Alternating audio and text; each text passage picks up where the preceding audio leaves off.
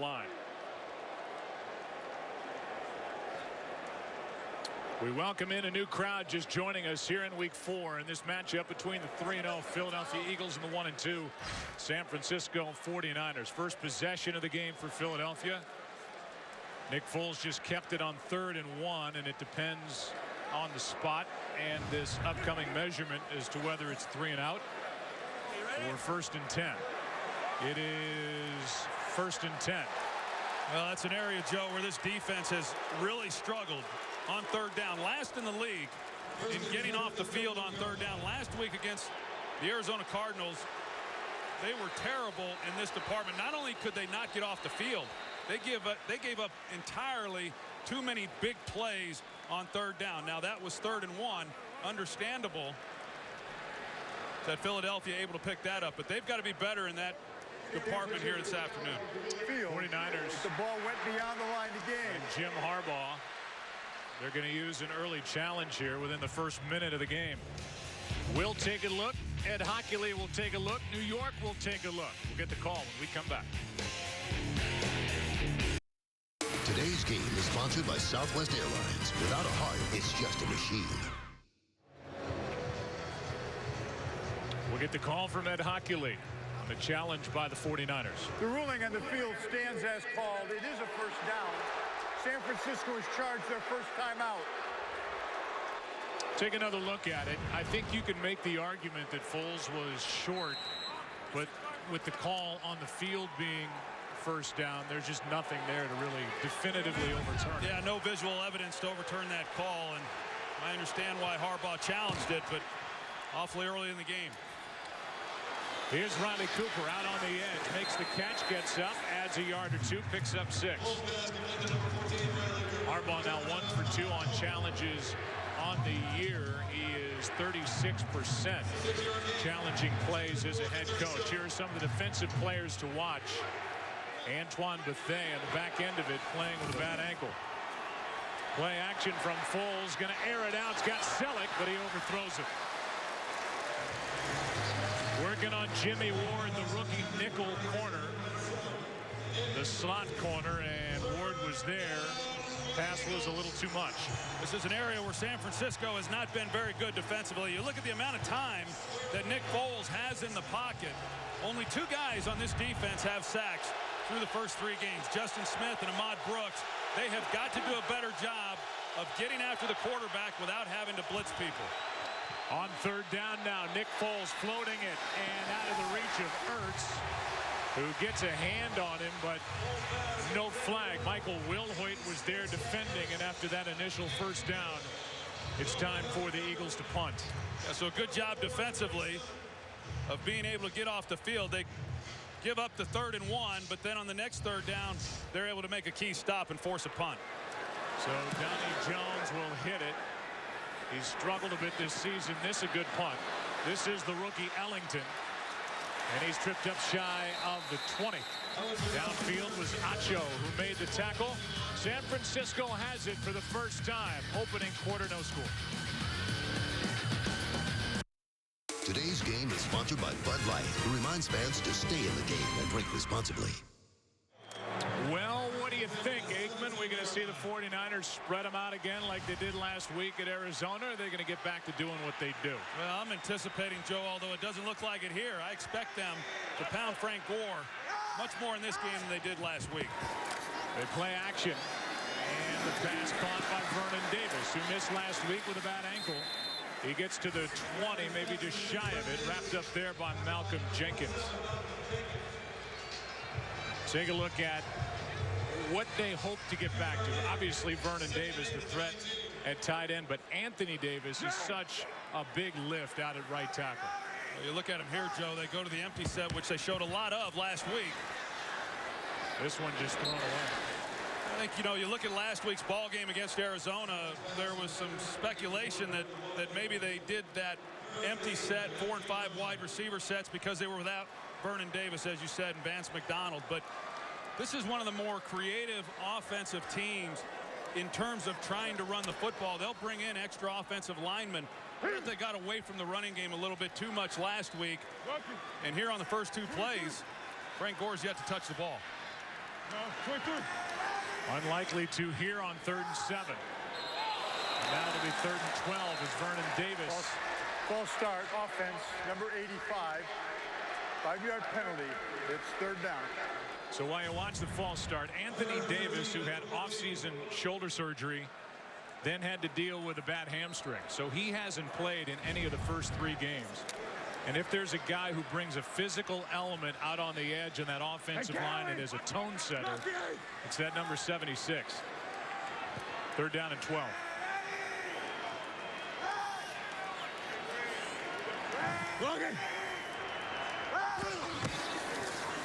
Kaepernick's in trouble. And down he goes, back near the 2. A sack for this Philadelphia defense. Trent Cole was in there.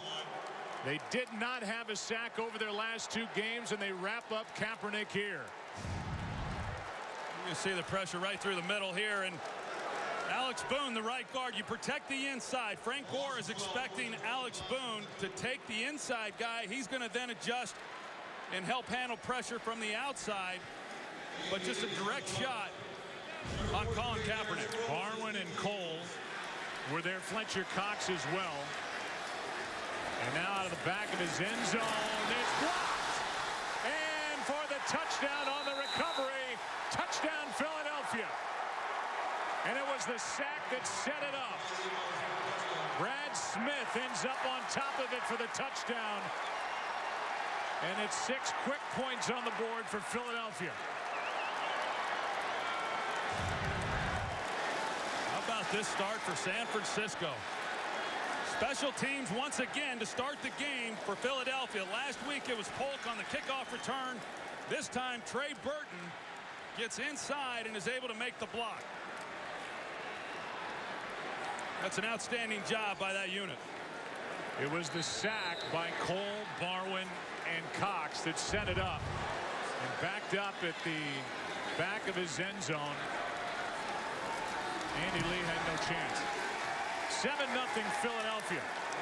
As the 4-time All-Pro Andy Lee has it blocked. Brad Smith gets the touchdown. Philly on top in Santa Clara. Today's game on Fox is sponsored by AT&T, mobilizing your world. By Pizza Hut's Bacon and Cheese Stuffed Crust. And by DirecTV. If you call yourself a sports fan, you gotta get DirecTV. Beautiful day, whether it's San Francisco or south of San Francisco in Santa Clara. For the Eagles, the first time in 345 games they've blocked a punt for a touchdown. And for Philadelphia, the 2nd straight game the Eagles have a touchdown on special teams. This is Ellington out of the back of the end zone. And Ellington gets to the 20. That's it. Bradley Fletcher was there after a 27-yard return back to the block. Well, you'll see Dan Skuta, number 51 here. He's trying to block 2 guys, Burton and Brayman. But because the ball snapped on the 2-yard line, it doesn't afford Andy Lee the usual distance to get back. He's got to stay within the end zone, and it shortens up the distance that they have to get there to block the kick. It's just an outstanding job driving Skuta right into the punter. So Lee's trying to stretch out that right ankle and foot. There's the other end of it. The 49ers, who had been the only team in the NFL to score a touchdown on their opening offensive possession the first 3 weeks, give up a big sack, and now Kaepernick just throws it away. And this crowd starts to groan here at Levi's Stadium. 2nd and 10 coming up, and here are some guys to watch defensively for the 30th ranked pass defense in the NFL. You know, we've seen 4 straight passes by the 49ers, and they've yet to do anything. We also saw the Indianapolis Colts 2 weeks ago run for over 160 yards. So they've given up yardage both through the air as well as on the ground.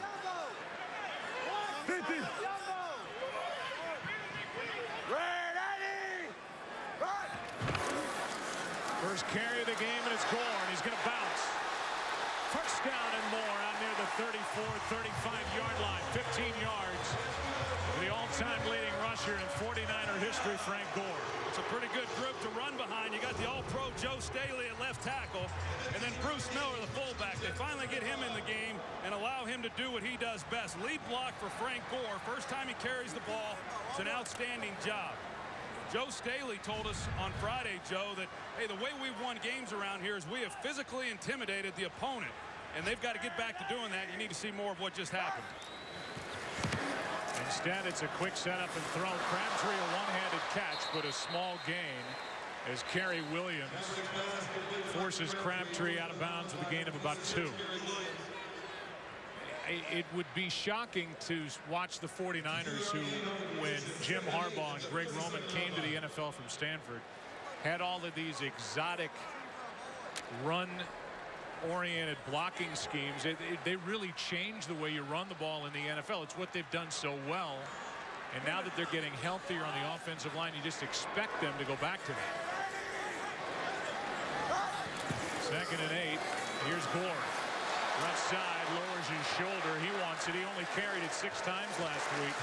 Picked up 6. You know, I've said a lot of times, Joe, the 49ers over the last 3 years with Jim Harbaugh, they've reminded me so much of the teams that I was a part of. They're in Dallas when we made our run, and it was a big physical offensive line that just mashed on people.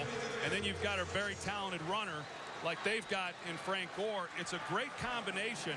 And Jim Harbaugh, as a quarterback, is a running guy, you know, with his background at Michigan.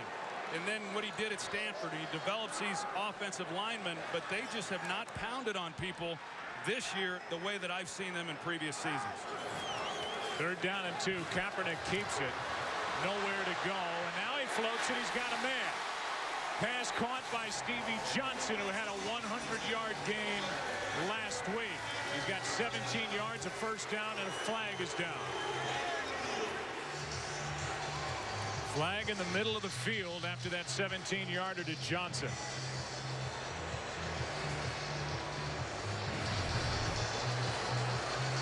Ed Hockley sorts it out.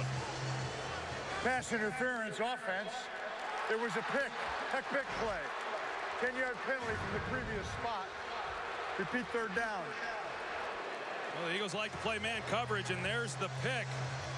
I think that's a bad call there, because Brandon Lloyd is the one who is trying to run the natural pick, and it really is Kerry Williams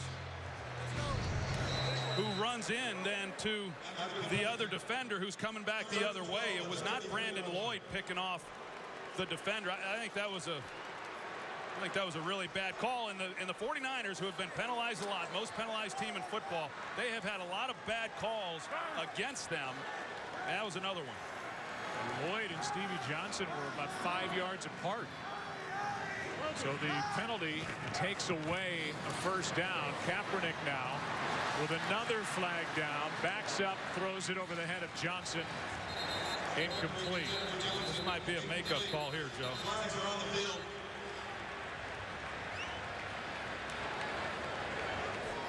In case you're wondering, Ed Hockley has been busy throwing flags. 5th highest number of penalties called this year by Ed and his crew. Illegal contact defense. Number 23. The 5-yard penalty from the previous spot and an automatic first down. I think you're right. Either way, it feels like justice is served as you look at the illegal contact, and a good call against Nolan Carroll, which brings up the automatic first down. Now they're working on Michael Crabtree, who's been bothered by a bad quad this week, working on his left foot.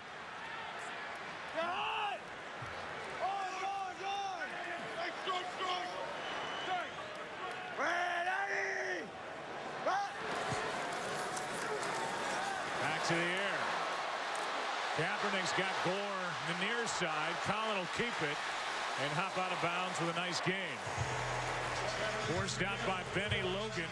A gain of 9. And let's go down to the field and Erin Andrews. Hey, Joe, well, this Eagles defense can't use the excuse that they're tired out by Chip Kelly's practices, but they can say they were woken up this morning about 2 a.m. from a fire alarm at their hotel. Some of the members of this defense had to go out in the parking lot until they shut this thing off. Chip Kelly said, hey, it didn't matter. We're pretending this game is 4 o'clock our time on the East Coast, so they went to bed 7:30, 8 8 o'clock last night. So they're all tucked in at 7:30, 8 o'clock last night. Now a 2nd and 1. After the run by Kaepernick, they run it with Gore, and Gore's got a first down. You wonder, Troy, if because of what they're dealing with, San Francisco defensively, they've got Aldon Smith, who's out in a 9-game suspension. They've got Navarro Bowman out, probably their best defensive player all around, who is on the physically unable to perform list. They're missing Glenn Dorsey. It's like, look, our defense is going to give up points more than they have. We have to open things up and try and match that offensively. But this is the stuff they do better. Well, there's no question. I think you run the trap when you start worrying too much about what the other side of the ball is doing and not focusing on what you do best. They've come in one to throw it, no doubt. Kaepernick throws, and he's got Lloyd. And a nice catch inside the 25. Second catch for Brandon Lloyd. That's a heck of a catch there by Brandon Lloyd. He makes these catches routine. In practice, they marvel at some of the things that he's able to do. This ball thrown behind, not an easy play to make, but he does a heck of a job. Last week in that game against the Redskins, Kirk Cousins went after Bradley Fletcher and had a lot of success. Don't think that was lost on the 49ers. They come right back on him. Lloyd, had he have been able to catch that ball in stride, he probably scores. Brings up a first down at the 23.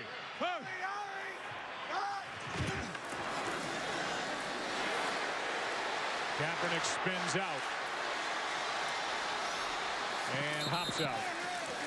Lost yardage on the play. Could have just thrown it away. Instead, he loses 4 yards. Well, we've seen already in this game the Eagles have been able to get a little pressure on Colin Kaepernick and force him to move. We saw it a little bit earlier with Benny Logan. They're in the middle. And yet, when he's had time in the pocket, it puts a lot of pressure on this defensive secondary to make stops, and they're just not capable of doing that. So in order for the Eagles to have success against Kaepernick when he's throwing the football, they have got to continue to get the pressure that they've had here at times.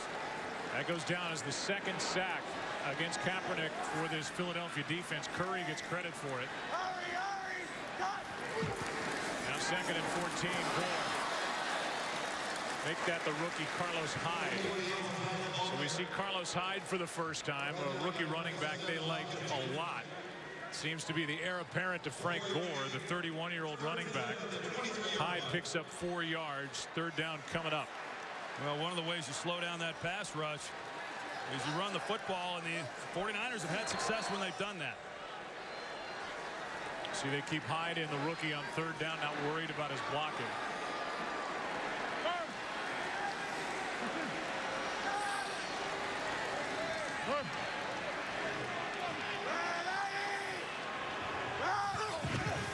Third down and 10. Kaepernick's got Bolden. Anquan Bolden has fought his way for a first down.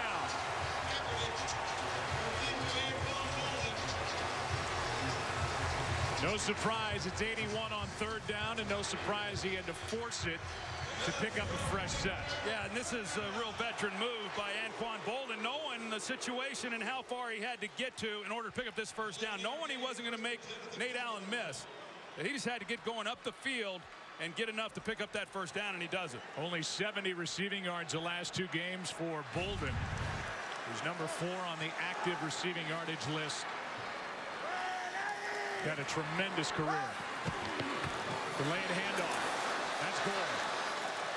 And Gore will take it to the 10-yard line.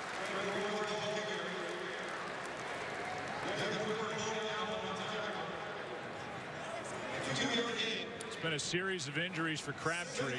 Last year played only 5 games during the regular season, coming off a torn Achilles. And he has nicked up a lot. Free agent to be. They're still rolling out the bottom of that left foot.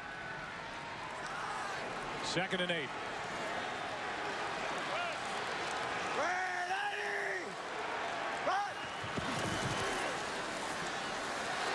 Kaepernick forced to move again. A flag is down. Thrown in the area of a hold as Acho is there to make the stop, and that's got Harbaugh shaking his head. A loss of 3 on that play. Meantime, Cedric Thornton, he's able to get the pressure, a lot of pressure inside on Colin Kaepernick, and that makes it awfully tough on a quarterback. Holding offense number 75. 10-yard penalty. Repeat second down. It's Alex Boone, who is still knocking the rust off after holding out and missing all of preseason. You see Cedric Thornton there, 72, is just able to get by him, and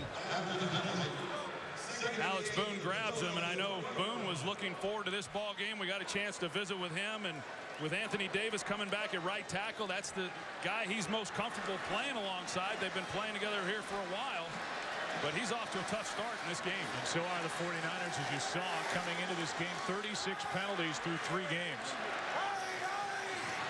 most in franchise history. Pass is dropped a bit behind Stevie Johnson. He had a little room to run, too. Well, he did. Stevie Johnson, he opens up immediately. Kaepernick just doesn't see it right away, but then he finds him. And another one of those throws that if he catches the ball in stride and is able to run, you know, Kerry Williams is going to have a hard time catching up with him. So now 3rd down and 18 yards. They have to get inside the 2-yard line for a first down.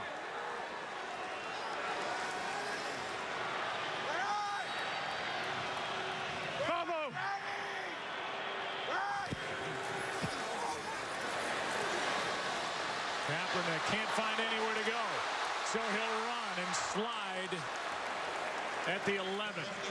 4th down coming up.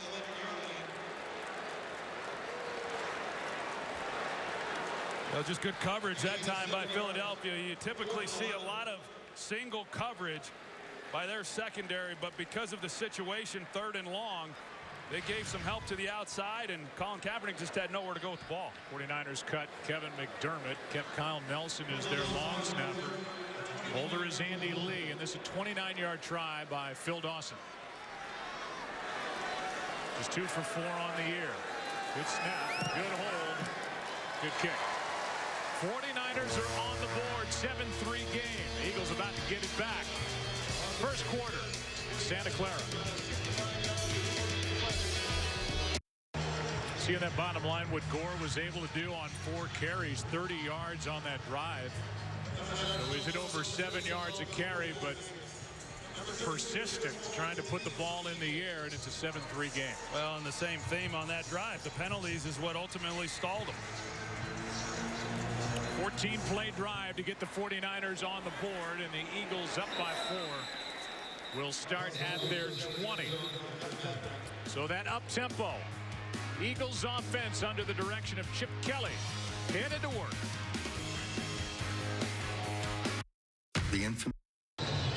Well, more of the same. Last week at home against the Washington Redskins, in the first quarter the Eagles had the ball 2 minutes 46 seconds. In the first quarter, under 7 minutes the entire first half, yet they had a 1-point lead at the half. They lead by 4 here. Second possession, and the catch is made by McCoy, and for the most part LeSean McCoy has been bottled up. He's frustrated, no gain, as Bethea is out there to make the tackle. You know, those special teams touchdowns, they'll skew the stats, you know, in that regard. And LeSean McCoy, I know, has been frustrated that he hasn't had more running lanes when he's had a chance to run the ball. Here he is trying to get to the edge, and he is forced out after a gain of just 1, coming off a week where he carried it 19 times for 22 yards against the Redskins. Yeah, and there's been discussion that it's because defenses are loading up to stop the run, and there's some truth to that. But the extra defender that's playing the run has not been the guy who's been making the plays. There's been too much pressure, too much penetration, primarily because of the offensive line. On 3rd down, full slides, has a man. It's Ertz, and he's got a first down. Zach, who played at nearby Stanford, was a 2nd-round pick. He was there when the 49ers were on the clock. They decided to pass on him, and he's been a big play tight end. Boy, he has. He's really coming into his own this year, and his second season, second year in Chip Kelly's offense. And hey, you're right, Joe, that he actually thought there was a chance he was going to come to San Francisco and reunite with his college coach, but they traded out of that pick. Here's Sproles. Sproles picks up 4, and we go to Joel Klatt with the game break. All right, Joe, out to Minnesota, where Adrian Peterson's backup Matt Asiata into the end zone for his second touchdown of the day. Teddy Bridgewater, 2 drives, 2 touchdowns in this ballgame. As they continue to play without Adrian Peterson, here's one aired out from Macklin. Out of bounds. Parrish Cox in coverage. And it's Parrish Cox getting the start at corner because Tremaine Brock is missing his 3rd straight game with a bad toe. Well, Justin Smith, he's able to get inside, and just as Nick Foles lets go of this ball, he takes another hit, and no telling how that left shoulder is. That was what was bothering him at the end of that game last week, and you got to believe coming in, it's pretty sore. They try to keep him as upright as they can throughout this game. 3rd down and 6.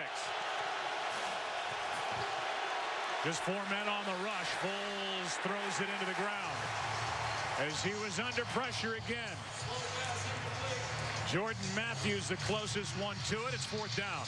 Well, defensive coordinator Vic Fangio, he knows that he needs to get pressure with his front 4, and they're finally starting to do that. A good job getting off the field on 3rd down. Foles has started 3 for 8.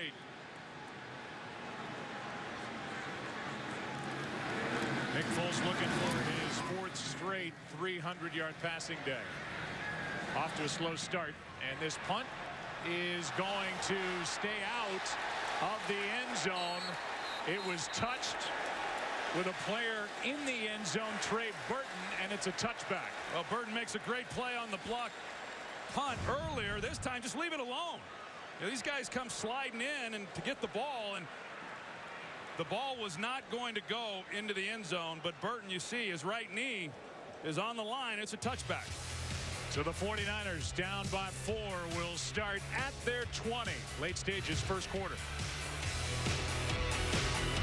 This could be a big loss for the Philadelphia Eagles secondary. Brandon Boykin, who was a playmaker last year, had 6 interceptions, gets a little shove from Dante Johnson, and then goes down grabbing at the back of his right leg. Well, that hurts them and weakens them in the secondary as their nickel corner, and a guy who's played pretty well. He's their slot defender. He's on the field a lot with a lot of these 3 wides and 4 wide sets that offenses run. In fact, he's played well enough that defensive coordinator Bill Davis had to answer questions all week long as to whether or not he should be a starting corner. I don't know if we're going to see him the rest of this game. The player who recovered it was touching the end zone. By rule, that's a touchback. 1st down. Eddie Hockley with the extra explanation. It's a touchback because the leg of Burton was on the line.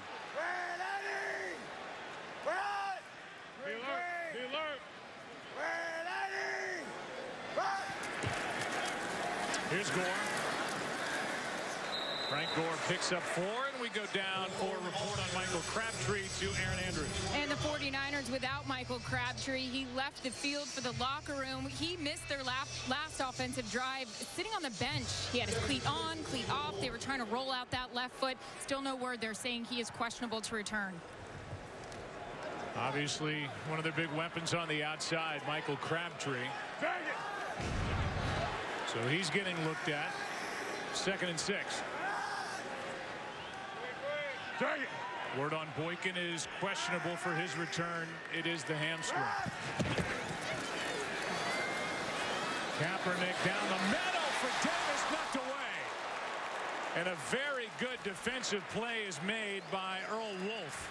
You talk about threading the needle by this throw with Colin Kaepernick. There was not a lot of places to throw this one. Good underneath coverage in the zone, and Kaepernick lays it beautifully for Vernon Davis to try to make a play on this ball. He's just unable to make it, but one that he should catch.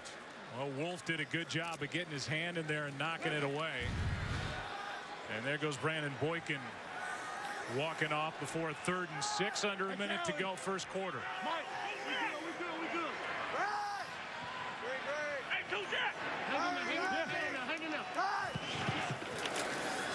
Extra men on the rush. Kaepernick steps through it. Flag is down. Kaepernick is out of bounds across the 45.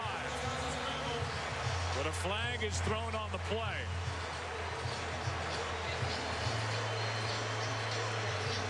And This one looks to be coming back.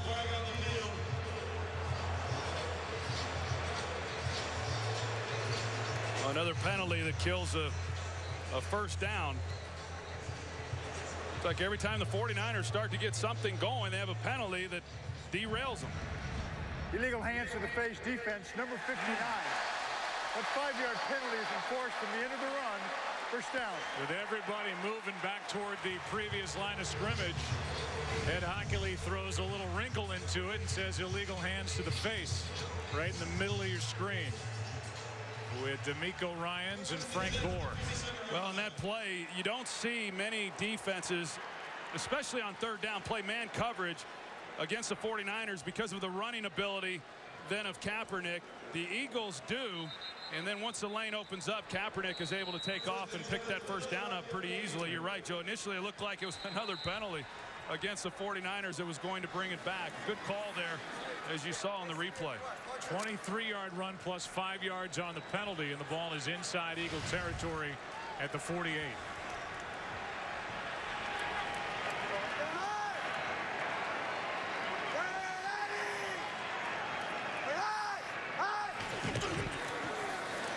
Kaepernick keeps it again, and down he goes in the arms of Brandon Graham. And that is sack number 3 today for the Eagles defense, as they did not have a sack over the last 2 games. Graham got him, and now a player is down, and that's Anthony Davis, who the 49ers just got back.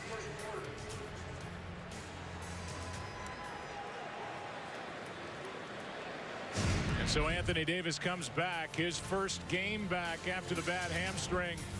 And you can see Kaepernick into his left leg.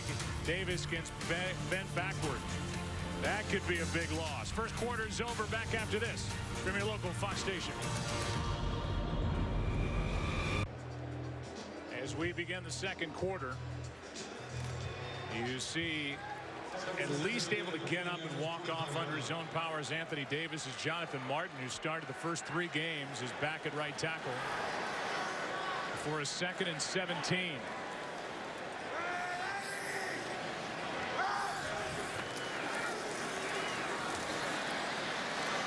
Kaepernick out to his left, throws across the field. Gore left all alone. And Frank Gore still going for the touchdown. No flags.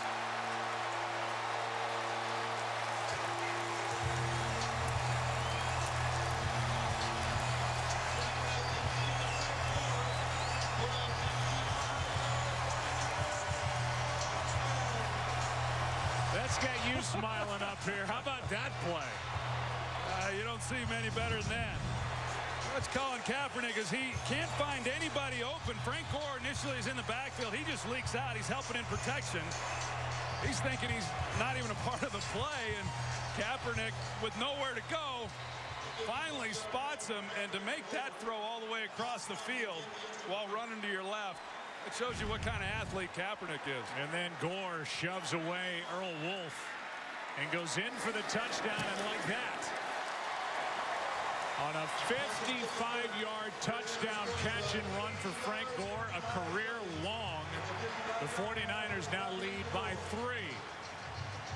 Do you have any plays like that back in the day? I mean, forget the playground. I'm talking about Dallas or any other place. I couldn't. I would be done for the season if I tried to make a throw like that. That was, you know, that's a great job by him. You could tell he was a heck of a baseball player at one time to be rolling out that way and to turn back and deliver the ball to Frank Gore. Just an outstanding job. Yeah, I mean, Gore was like he was catching a punt over here, and then he took it in and shoved Wolf away and goes in for the touchdown. To say it again, I mean, we've talked a lot already about this offensive line that's getting healthier. Alex Boone knocking the rust off. Now Anthony Davis is out. Who knows for how long? But so far, the 49ers offensive line has had a tough time protecting Colin Kaepernick. They could have 4 sacks today. One was erased by penalty. Talking about Philadelphia, you know those offensive linemen are dying to just rear back and start run blocking again. Yeah, I mean, we talked to Joe Staley, and you can tell that, you know, they want to pound people. I mean, I've never been around an offensive lineman that doesn't like to run the football, and they've come out here again in this game, and they're spreading people out. They're throwing the ball. They've had success running the football.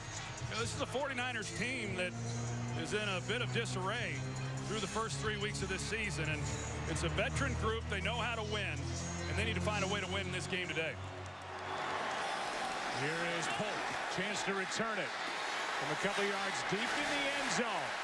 He got knocked down by his own player, able to get up and at least get it to the 15-yard line. James Casey on the stop. That's who Polk banged into and then was able to get up and get a couple of extra yards. Well, we will begin game one starting on Friday. And we look at the matchups. The Cardinals and the Dodgers, we know that. And then the one-game play-in between San Francisco and Pittsburgh for the right to take on the #1 seed in the National League, the Washington Nationals. It starts on Fox Sports 1. You're pulling double duty next week, right? Yes. Game 1 in Los Angeles and then to Denver for the Cardinals and the Denver Broncos. Here is LaShawn McCoy, a gain of 1, and we look at some of the numbers through one quarter, and the total yards dominated by San Francisco. Phillies hardly had the ball. Foles out to his left. There's going to be a hold against Philadelphia. Cooper makes the catch, but this one's coming back. That was as obvious as they get. Holding offense, number 63. Half the distance to the goal. They keep second down. They get David Molk, who along with Matt Tobin is making his first NFL start. Yeah, he's right there at center. He comes in and he replaces Jason Kelsey, who's an outstanding player in this league. And you know, it's tough duty for him. Molk, who was a pretty accomplished player in college. Just 2 years ago, he was regarded as the top center in college. He won the Dave Remington Award. He was out of football last season, coaching high school ball. But he's a guy who can do some things, getting up to the next level. He's got great quickness. He's played some guard. Center is his most natural position because of experience in college. Pass is caught by Matthews, and the rookie Jordan Matthews with flags down gets it out to the 23.5, a gain of 16. But a flag is down yet again. The new NFL, where it seems like after every play you're looking for a flag, and we've seen plenty already. Pass interference offense, number 14, was blocking downfield before the ball was released. Correction, before the ball was touched. 10-yard penalty for the previous spot. Half the distance to the goal. Repeat second down. They get Riley Cooper for that block. You got to be within 3 yards, Joe, when you're blocking downfield, and you just don't see it called. I thought the Packers have done a great job over the years of running that play and getting guys down the field and blocking well beyond that distance, but they never get called. You just don't see it that often. Now 2nd and 21. Play action, Riley Cooper. Out to the 15, working on Chris Culliver, a gain of 11. Well, I know last week going into that game with the Eagles and Redskins, Joe, a lot of discussion about the Eagles not getting the ball to their wide receivers.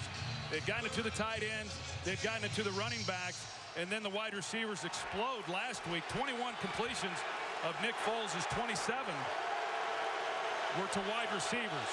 So they can beat you and come at you in a lot of different ways. McCoy is split out wide to the left, to the bottom of the screen. Foles down the middle. Macklin can't get to it. It's 4th down. Parrish Cox defending for San Francisco. Yeah, I thought Nick Foles could have just slid a little to his left and gathered his feet a little bit better. He had a shot at Macklin. He had a whole field, no center field defender. So you just try to lead him more to the left and let him go get it. But that was a missed opportunity for the Eagles.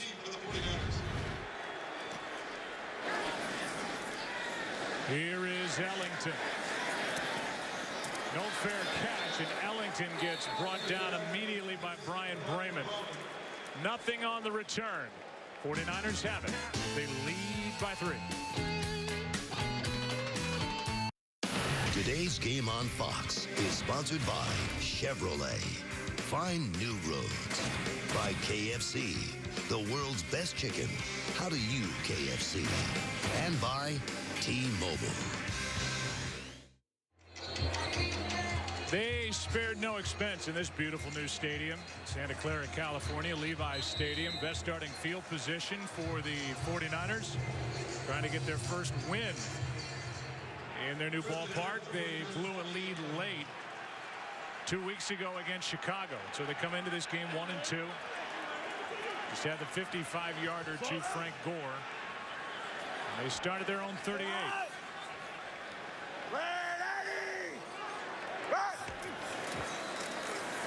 Here's Gore. Still rolling to the 45. Gain of 7.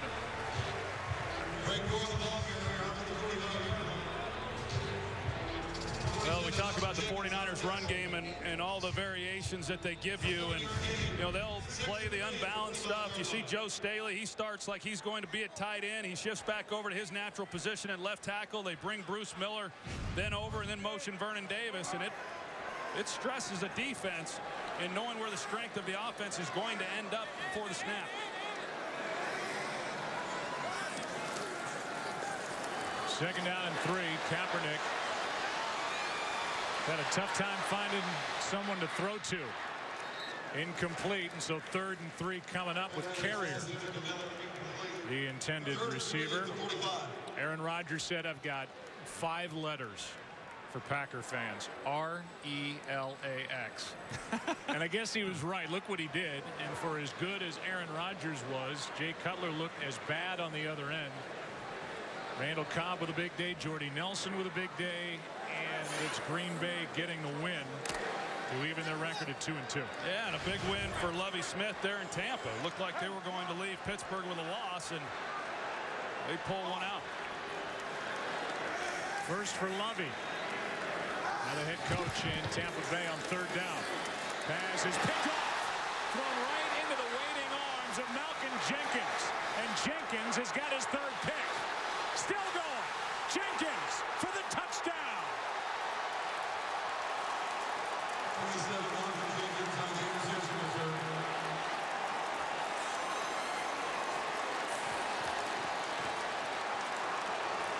That's Malcolm Jenkins just being a ball player right there. It looked like it was going to be man coverage, and Kaepernick thought that he had a clear lane then to the receiver. But as you're going to see, Malcolm Jenkins falls off of his guy and gets right into the throwing lane. Kaepernick doesn't see him, and another big play by Malcolm Jenkins for the 3rd consecutive week. Boy, Howie Roseman in the front office for the Philadelphia Eagles have to be thrilled with what they're getting out of a free agent pickup from the Saints. Came into the league as a corner out of Ohio State. He's still young. He's only 26. And he's the quarterback of that back end for the Eagles. He has got all 3 interceptions for the Philadelphia defense, and now he's got a touchdown. And with that, the Eagles on America's Game of the Week, they lead it by 4.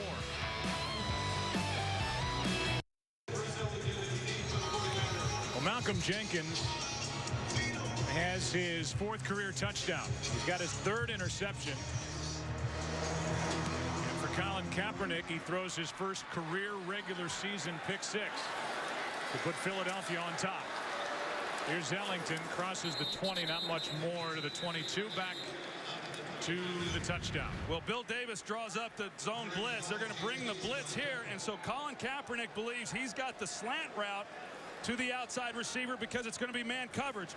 But Jenkins right here falls off of his receiver because they're not playing man. He's got the underneath zone coverage, and he's right there, and Kaepernick expecting Malcolm Jenkins to continue on that route in coverage. Steals him one for a touchdown. I did not know you back when you were winning Super Bowls with Dallas. But I can say I've never been more proud of you than I am right now for what you just did with the telestrator. Well, the Foxies are proud too, so nice work. They got their money's worth on that one. On 1st down, Kaepernick.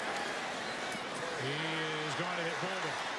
And Anquan Bolden's got a 1st down for San Francisco. DeMeco Ryans on the tackle after a gain of 11. Well, now we'll see. You take a look at what's happened here, and Vic Fangio and his defense has done a good job. They give up a touchdown on special teams with a blocked punt. And then you've got the return by Malcolm Jenkins, and the 49ers continue to just shoot themselves in the foot with poor play that has them at a deficit here in this first half. Yeah, it hasn't been the offense of Chip Kelly. It's been special teams and the defense for the 14 points. Penalty flag flies. Looks like a hold. Pass is caught by Gore, but they threw the penalty flag in the spot where a block was being thrown to protect Kaepernick. More penalties for Jim Harbaugh. Holding offense number 49. 10-yard penalty from the previous spot. Repeat first down. It's Bruce Miller, the fullback. He's got a hold of Trent Cole. Well, they could have called inside there on Daniel Kilgore, too. We've just seen inside pressure from the Eagles, and Kaepernick having to get flushed out of the pocket. The Eagles, who had not had a sack the last 2 weeks, hardly got to Kirk Cousins last week, and yet they've been able to get after Kaepernick here in this first half.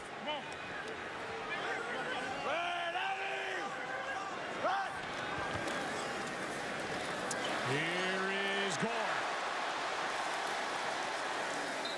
You can just tell by the way, and not to say that he doesn't run hard every time he gets his hands on the ball, but this guy wants the ball and wants to start running it like they've done for years here in San Francisco. Hey, they've been trying to put him out to pasture here for the last couple of years. I'm a big fan of Frank Gore. He's a tough guy.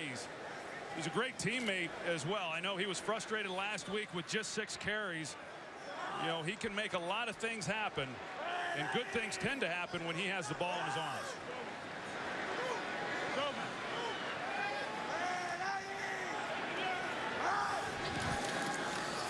Here's Hyde. Left side to bring up third and relatively long. A gain of just 1. Cedric Thornton on the tackle.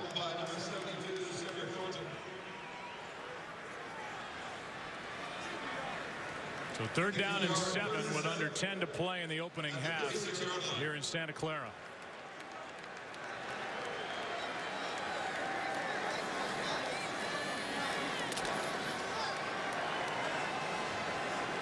Thornton checks out. Kaepernick in the shotgun.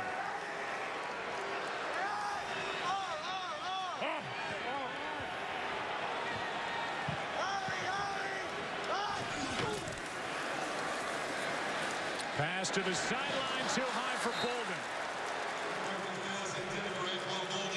And it has not been an impressive start for this 49ers offense, except for that 55-yard basic throwback to Frank Gore, which gave San Francisco a quick lead for a moment. Well, the Eagles gave the exact same look that they got the interception on with Malcolm Jenkins. They blitzed inside, and then they dropped guys out. But Kaepernick had a relatively easy throw to pick up that 3rd down and just made an errant pass.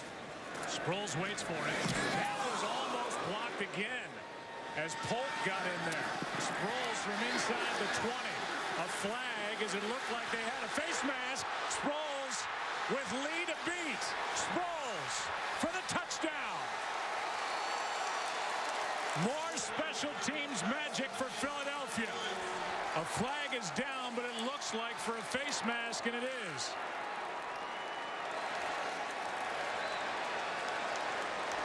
It was almost blocked by Polk. And then Darren Sproles takes it 82 yards for the touchdown. During the return, personal foul, face mask by San Francisco, number 14. The touchdown is good. That 15-yard penalty will be enforced on the kickoff. How about this, Joe? There's the face mask. A good call. And just an excellent job once again by this Eagles special teams unit. I mean, here they've now given up, the 49ers have given up 21 points and none because of the defense. What a day for special teams coordinator Dave Fipp of the Philadelphia Eagles. They've got a punt block for a touchdown. Last week they had a kick return for a touchdown, and now they get a punt return for a touchdown. 4th in the career of Darren Sproles, and it's 82 yards to open up the lead to 21-10. Sproles, what a difference maker. What a trade that was. Eagles undefeated, up by 11. Today's game is sponsored by Microsoft Surface, the official tablet of the NFL. Let's go back to last week with that brawl that broke out on the sideline in the fourth quarter. That hit by Chris Baker into the quarterback, Nick Foles. And then it was Jason Peters coming to the defense of his quarterback, getting into it with Baker. Peters was fined $10 grand on Friday by the NFL for retaliating. Chris Baker was fined, but not for the hit. And it's confused a lot of people that since that hit, the league, at least people inside the league, have said that there was nothing wrong with that hit from Chris Baker. We'll bring in Mike Pereira from Los Angeles. Sort this out for us, because when you look at that hit that happened on Nick Foles last week, it seems like that's a hit that this league is trying to get rid of. And that's why we put in the rule after a change of possession, you can't hit the quarterback unless he assumes a distinctly defensive position. You know, if the league said it was legal, why on earth did they give Tony Corrente a correct call for the call itself? I think Troy Vincent put him in the box when he made the statement that it was a legal hit. You never heard Dean Blandino say that. And so coming to the defense of his quarterback, Jason Peters, which everybody respected and expected. They got him $10,000. So just to finish that up, Mike Pereira, that to you is something that shouldn't be allowed. It was called correctly by Tony Corrente, but now they're trying to go back and cover up and say that that was an okay hit. So where do we go from here? Well, where you go, I think you let Dean Blandino speak on issues that involve calls on the field. And Dean Blandino will admit himself he's going to want this called 100 times out of 100 times. You don't want the quarterback blown up on a change of possession play. Mike, thanks. Here's Carlos Hyde, who cuts back on second down and picks up 6, so a 3rd and short coming up. Yeah, there was clearly a disconnect there at the league level after that hit. I found it interesting as well, Joe, that Troy Vincent came out and said it was a legal hit, but we never heard any comment from Dean Blandino. And I do know, as Mike said, that that is something they want out of the game of football, and they've put that rule in back in 2002 following the playoff game. Foles was fortunate that he didn't get hurt bad on that play. Now 3rd down and 2. Nani.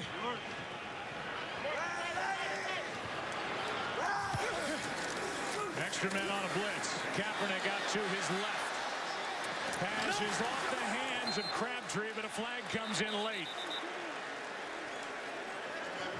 And the early indication is offensive pass interference. If that's the case, it's 4th down. Pass interference, offense. Number 15, pushed off. That penalty is declined. Brings up 4th down. It's a 3rd offensive pass interference call we've had in this game, and this is a sputtering 49ers offense. Well, it is, and the Eagles have a lot to do with it. They're getting the pressure, as I've said, inside. And Brandon Graham, if you're going to run the 3-4 scheme with Bill Davis, you've got to then be able to get pressure with the outside linebackers. They're the key to making it work. Brandon Graham has had himself a nice first half against Joe Staley. He applied the pressure again on that last play. He's already got a sack in this game as Sproles, who just returned one for 82 yards, with a fair catch back near his own 21.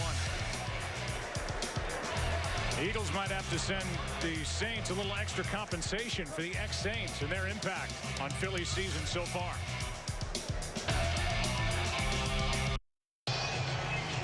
The Eagles have run just 15 offensive plays so far in this game, but they put up 21 points thanks to special teams and the defense.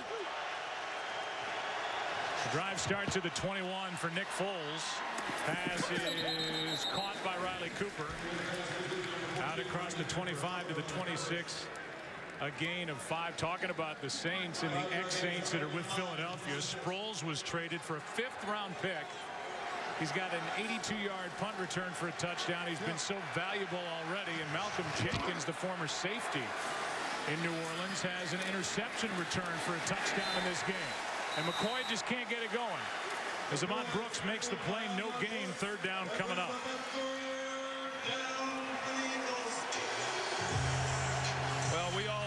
capable this Eagles offense is of scoring points, but when you start getting touchdowns by the special teams and the defense, it doesn't give you much of a chance. Dave Fipp, the special teams coach for the Philadelphia Eagles, for 2 weeks now has done an outstanding job with that unit. 3rd down and 5. High snap.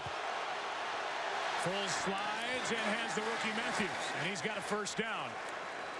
Jordan Matthews good for 8, brought down by Jimmy Ward, as the 2 rookies will battle each other today, Ward and Matthews. Yeah, Jordan Matthews had a breakout game last week against the Redskins. A couple touchdowns, 8 receptions, and he's such a big target inside. You don't typically see slot receivers with that kind of size, but he's made some plays here in the early going of his rookie campaign. Here's Sproles left side.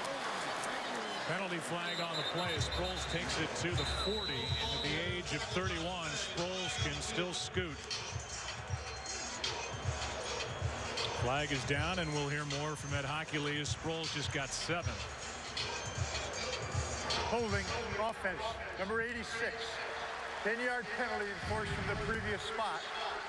Repeat 1st down. It's on Zach Ertz.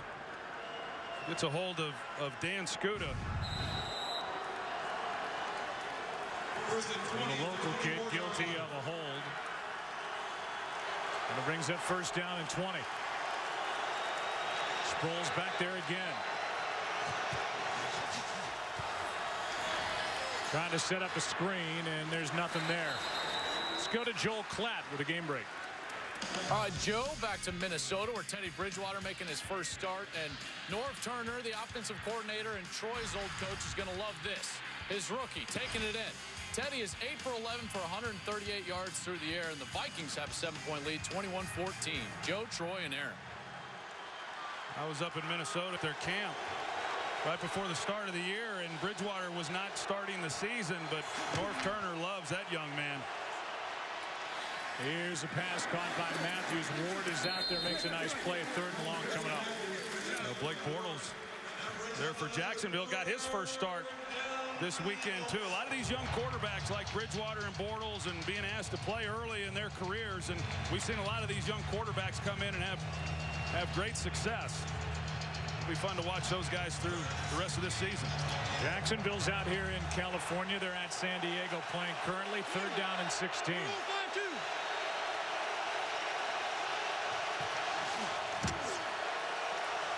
Foles protected. Time runs out. Pass incomplete. 4th down.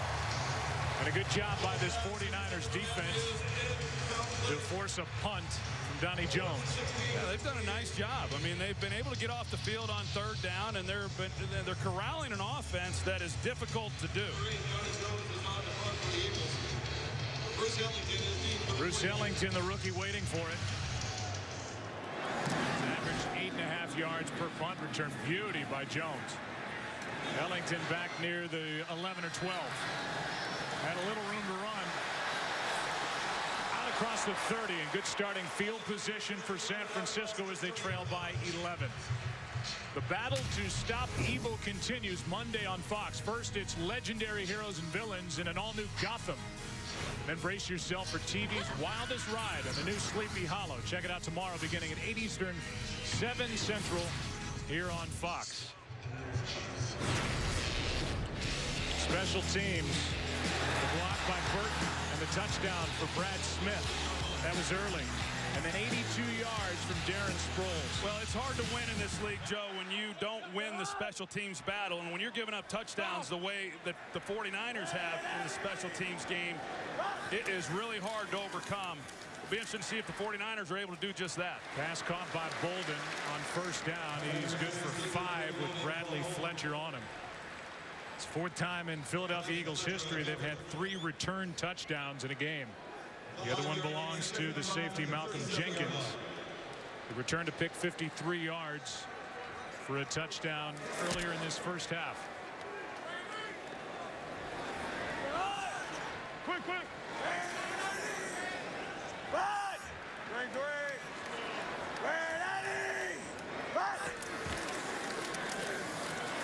Here's Gore, ducks beneath the offensive lineman. A flag is down. Gore picks up 4.5.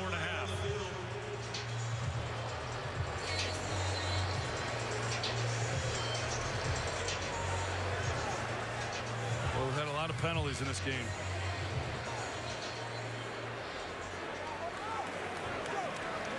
Illegal formation offense. Number 15 was up on the line, covered up another receiver. 5-yard penalty. Repeat second down. See what's going on in the NFC West.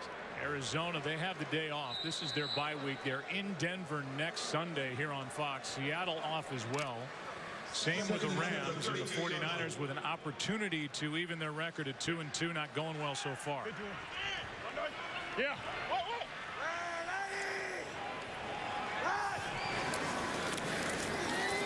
Pass is caught by Brandon Lloyd.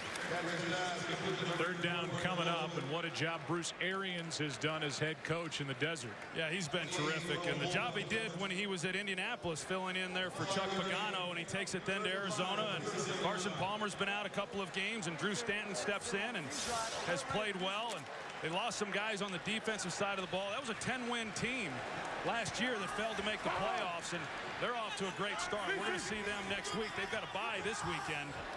I'm looking forward to seeing that team in person. They're down in 5. A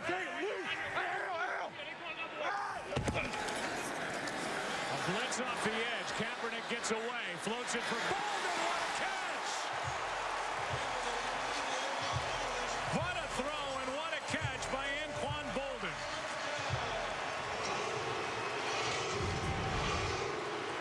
There's Vinny Curry right here. He's a defensive end. You don't turn a guy that size loose. Somebody's got to be on him. I don't know if it was Gore or Jonathan Martin, but Kaepernick is able to avoid the rush and then ad-lib and make another play. That's a great catch by Anquan Bolden. It's kind of a flip throw from Kaepernick, and Bolden is there for his 4th catch. He's got 50 yards.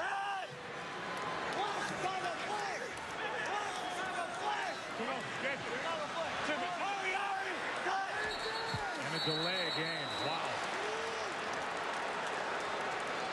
More mistakes. Delay of game offense. 5-yard penalty. It's first down. Moving guys around before the snap. 49ers have 2 timeouts left, but just took forever at the line. Well, just trying to do too much, and you see the clock, the play clock. As a quarterback, you got to see that every time you break the huddle. And with the clock at 6 seconds, you just don't have time to try to move people around and redirect everything. And now they're faced with another 1st and 15. 7 penalties called against San Francisco in this game, 6 on the offense. Here's Crabtree. Gets his helmet taken off by Kerry Williams. And that'll add yardage after a catch and run of 9.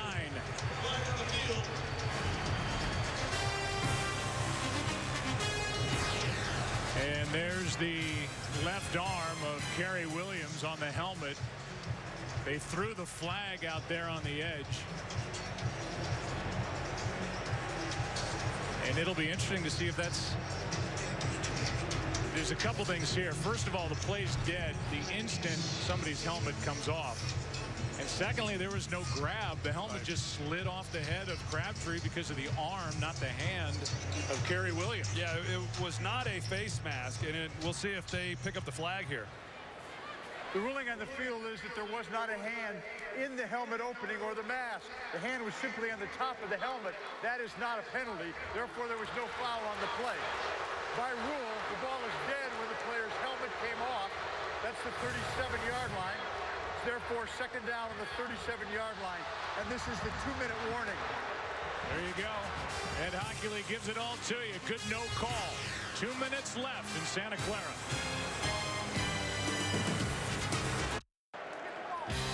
Follow your favorite team all season long. Go to itunes.com/NFL. It's a second down and 7 at the 37-yard line for number 7.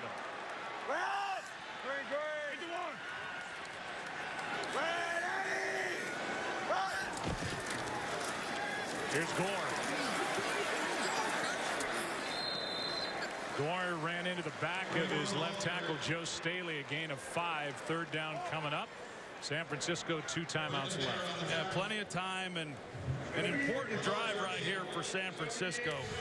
Down 11 points. If they're able to take this down and get a touchdown before the end of this half and narrow this game to 21-17, that's a huge momentum shift, I think, for the 49ers. As many bad things that have happened to them in this first half.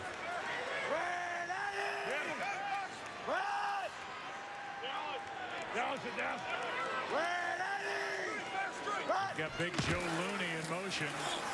Handoff is to Gore, and Gore won't pick it up. Fourth down coming up.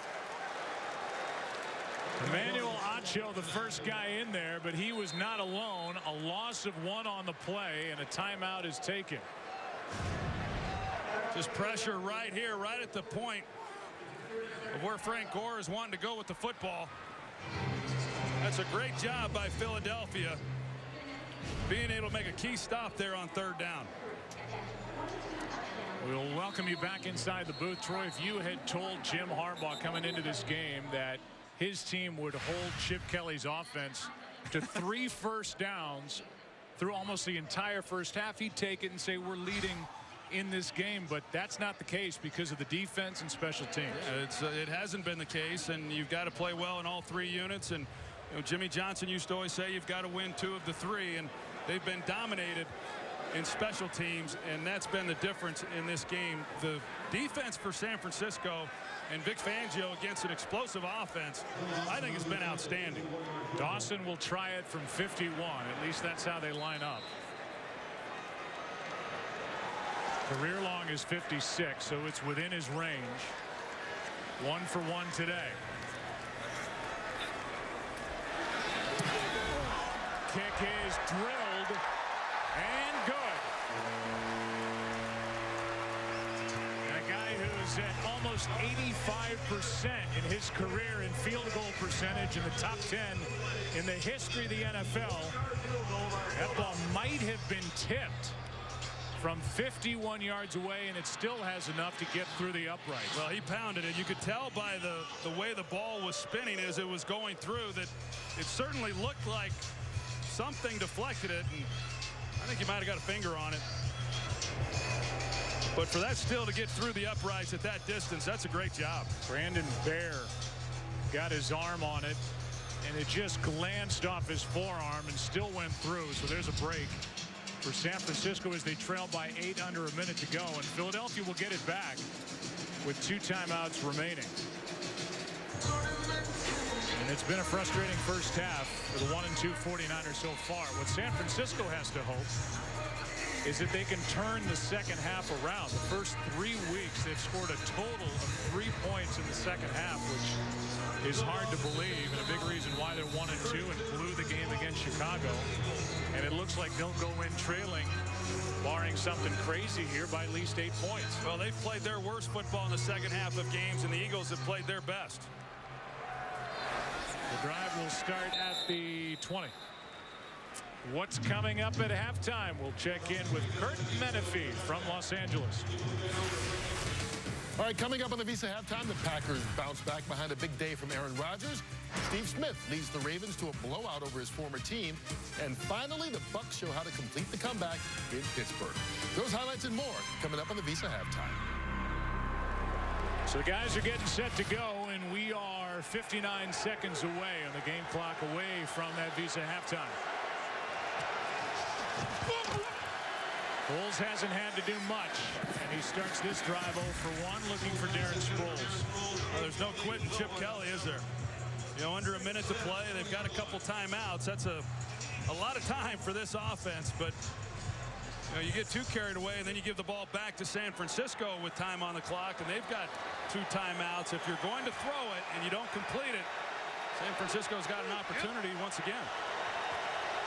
Foles at 44% for the game, 7 of 16. He has his 8th completion. This is Darren Sproles, but he's wrapped up 5 yards shy of a first down. And the 2 teams will let the clock go. Harbaugh was checking it and wondering himself whether or not he wanted to stop the clock and see if they could make a stop here on 3rd down. Pass is caught. Jordan Matthews. They're going to keep the clock winding. Matthews has got a first down, and Philadelphia will spend a timeout. They called their first timeout on defense prior to that fourth down, which led to the field goal. Philadelphia has a first down and one timeout left. And Jordan Matthews, who, as you said, Troy, had a big week last week, his coming out party, is a big-bodied, 6'3", 212-pound receiver. And he really looks like a find out of the second round from Vanderbilt. Well, we talked to Chip Kelly last week, and of course with Deshaun Jackson being released, and Chip Kelly, although I think there's more to it than this, he said, I just like bigger receivers, which he does. And that was proven when they go out and they draft Jordan Matthews, because what he likes about him is they're able to get off the press coverage easier, and they really help out then in run blocking, which everyone talks about this offense. It's really based around the running game more than the passing game. Running game that's been shut down. They fake the screen right, throw the screen left to Ertz. He's got a first down across the 40, and a timeout, the final one taken by Philadelphia. 17 seconds left, and an interesting play design there from Chip Kelly. They run screens a lot of different ways and give you a lot of looks. I think it's hard, to rep everything that you've got to be prepared for as a defense, but Vic Fangio, in visiting with him, he really likes what Chip Kelly is doing offensively and the challenges that he presents for a defensive unit. We've talked a lot about your Cowboys. You guys were not a good screen team. The Eagles have been a good screen team, first under Andy Reid and now with Chip Kelly. On first down, Foles throws sidelines, got a man, and picked off, but was he in bounds? Harris Cox was there, and the officials will get together and talk it over. Did he get both feet down? What an athletic play by Parrish Cox. And before they make the call, they're going to say incomplete. Ruled incomplete. And it was. Parrish Cox was pretty adamant that he caught this and got his feet in bounds. They had a chance along the sideline, just a long throw for Foles to make and to have it get there before Cox was able to get to the ball himself. This next throw's got to go to the sideline to have any chance at points before the half. No timeouts left. And the timeout is taken now by the 49ers. Timeout San Francisco. That's their second. It's a 30-second timeout. Here's an interesting note given to us by Philadelphia's own Ed Svita, our statistician. Talked earlier that the last Eagles punt block for a touchdown came in November of '92 by Ken Rose. In that same game, they also had a punt return for a touchdown by Sikahema and an interception return for a touchdown, the great Seth Joyner. They've had all three of those things in this game here in Santa Clara through one half play, and that's why they lead by 8. Well, as a quarterback, you sure like when the other units are doing the things that the Eagles are doing here today. Second down and 10.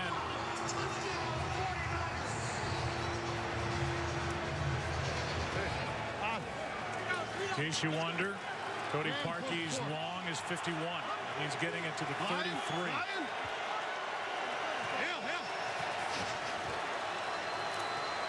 Underneath, Cooper's got to get out of bounds. Ball's out. It'll be recovered by San Francisco with 2 seconds left in the half. So they called the Eagles earlier in this game for blocking downfield. This was designed. They get the ball to Cooper. Receivers were illegally blocking downfield before he got the ball. But he lays it on the ground. The 49ers are able to recover, but they don't have any time to work with. They're just going to have to throw one up here. Culliver's the one that knocked it out. Justin Smith recovered it. This will be an 8-point game at the half.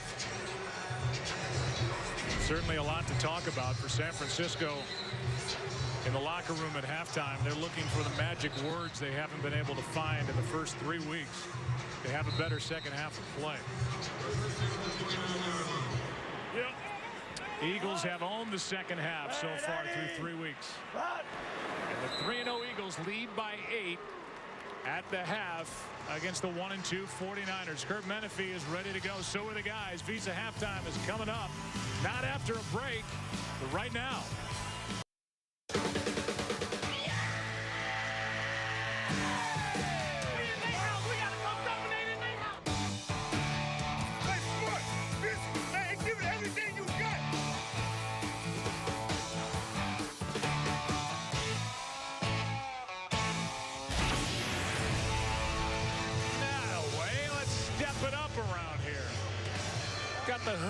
that's a good way to start the second half. America's Game of the Week, an 8-point game.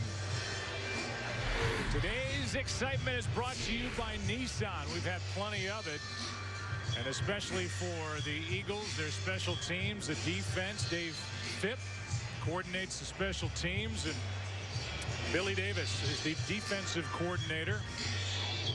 The stats, I mean, time of possession, the stats are all going to favor the 49ers because of what they've done offensively. Look at the time of possession. 21, basically 21 and a half minutes to 8.5. Yet Philadelphia leads by 8. Yeah, that's why Chip Kelly has no regard for time of possession. But you said it as the first half was coming to a close, Joe. The 49ers have struggled. Only 3 points in the second half in all 3 games combined. They're going to have to play a lot better here in the next 30 minutes. Yeah, while Philadelphia's just dominated play in the second half, and that's how they've won each of their first 3 games. And while they did it, they became the first team in the history of the league to trail by 10 or more points and come back and win their first 3 games of the season. They're the numbers for Kaepernick, and it just seems like they're off. You know, Jim Harbaugh, Troy, talked about that in the preseason. We're just off. We're not, and it seems like it's happening here in week 4. Yeah, they've just not been able to create any type of rhythm offensively. And you know, they've got more weapons than they had in previous years, certainly more than they had last year. They were excited about that. They've had the issues along the offensive line. Anthony Davis out once again, but they haven't been doing the things consistently that they used to do well. Here is a handoff to Ellington. And Bruce Ellington almost broke it. Coming off the edge, he gets 15 yards to start this second half. That's a great way to start the second half on the first play from scrimmage, to be able to pick up that kind of yardage. And Bruce Ellington is a guy who I know they're very excited about, a 4th-round pick out of South Carolina. But he's had a hard time getting involved in the passing game. He's not been involved as much as I anticipated when the year began. He has yet to catch a ball, but does a good job there on the reverse. 49ers are averaging just under 7 yards a carry. They're really not forcing the ground game.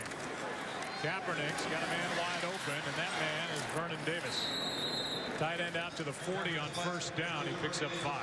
You know, one of the things that I noticed last week in that game against Arizona, that, you know, Colin Kaepernick came off of the tough game against Chicago, and then last week he completed 78% of his passes, but they didn't get any throws down the field. And Vernon Davis, as we see him on the ground, who was not on the field a week ago, takes a hit right at the end of the play. So they'll check on him. We'll take a break. Today's Game on Fox is sponsored by Southwest Airlines. Without a heart, it's just a machine. By Nissan, innovation that excites. By Miller Lite, back in its original look. It's Miller time. And by Lowe's. Lowe's, never stop improving. Well, this looked like a pretty serious injury with Vernon Davis. In fact, he can't even get off the field right now. He started to walk, and then that back locked up on him. And I think 49ers before 2nd and 5 have to hope that's just muscular. For Vernon Davis, who got bent forward and was grabbing in his back. And he is locked up. So Carrier comes in before 2nd and 5. They hand it to Gore. Gore is forced out of bounds after a pickup of 2. D'Amico Ryans on the tackle. 3rd down coming up. And you can see him grabbing at the low left back, and this didn't look good. No, it didn't look good as D'Amico Ryans hits him at the end. And you said it, Joe, watching him trying to get to the tunnel, to get to the locker room, he was moving very slow, and then he just had to stop a couple times and regroup. And you hope that he's going to be okay for the future. Yeah, he missed last week with the ankle, but this is low back, it appears. 3rd down and 3. Just 3-man rush. Kaepernick's got all day. And now pass broken up. Fletcher got in there in front of Brandon Lloyd. And it's 4th down. They got that first down and then couldn't do anything more with it. Well, Kirk Cousins had his way against this secondary last week and over 400 yards passing, but Kaepernick has just had a hard time finding anywhere to go with the ball. They've played more zone coverage today than they did last week, and guys are working underneath those intermediate routes, and Kaepernick, who bought some time, just couldn't find anybody to get the ball to. Andy Lee has one block today and one nearly block. They stay away. Sproles dancing inside the 15. Can only get to the 16, brought down by Kasim Osgood. 46-yard punt. Philadelphia Eagles have it as they lead by 8. There it is in graphic form. For the Eagles, who have all this today, they did it back in '92. On November 22nd, Eagles won that game at New York against the Giants, 47-34. They start with McCoy. Frustrating start to the season, and again here in week 4, a gain of 4. The guy who led the league in rushing a year ago. Well, that's his longest run of the afternoon. I mean, had a tough afternoon last week against the Redskins, and the 49ers have done what they've been good at doing under Vic Fangio, and that is play good run defense. Jason Peters, the 6-time Pro Bowler, shaken up on that last play. He's going to have to come out for at least one play. And if he can't continue, then you've got changes all across that offensive line for a group that had Peters, Mathis, Kelsey, Harrimans, and Lane Johnson start all 16 games a year ago for a 10-6 Eagles team that won the division.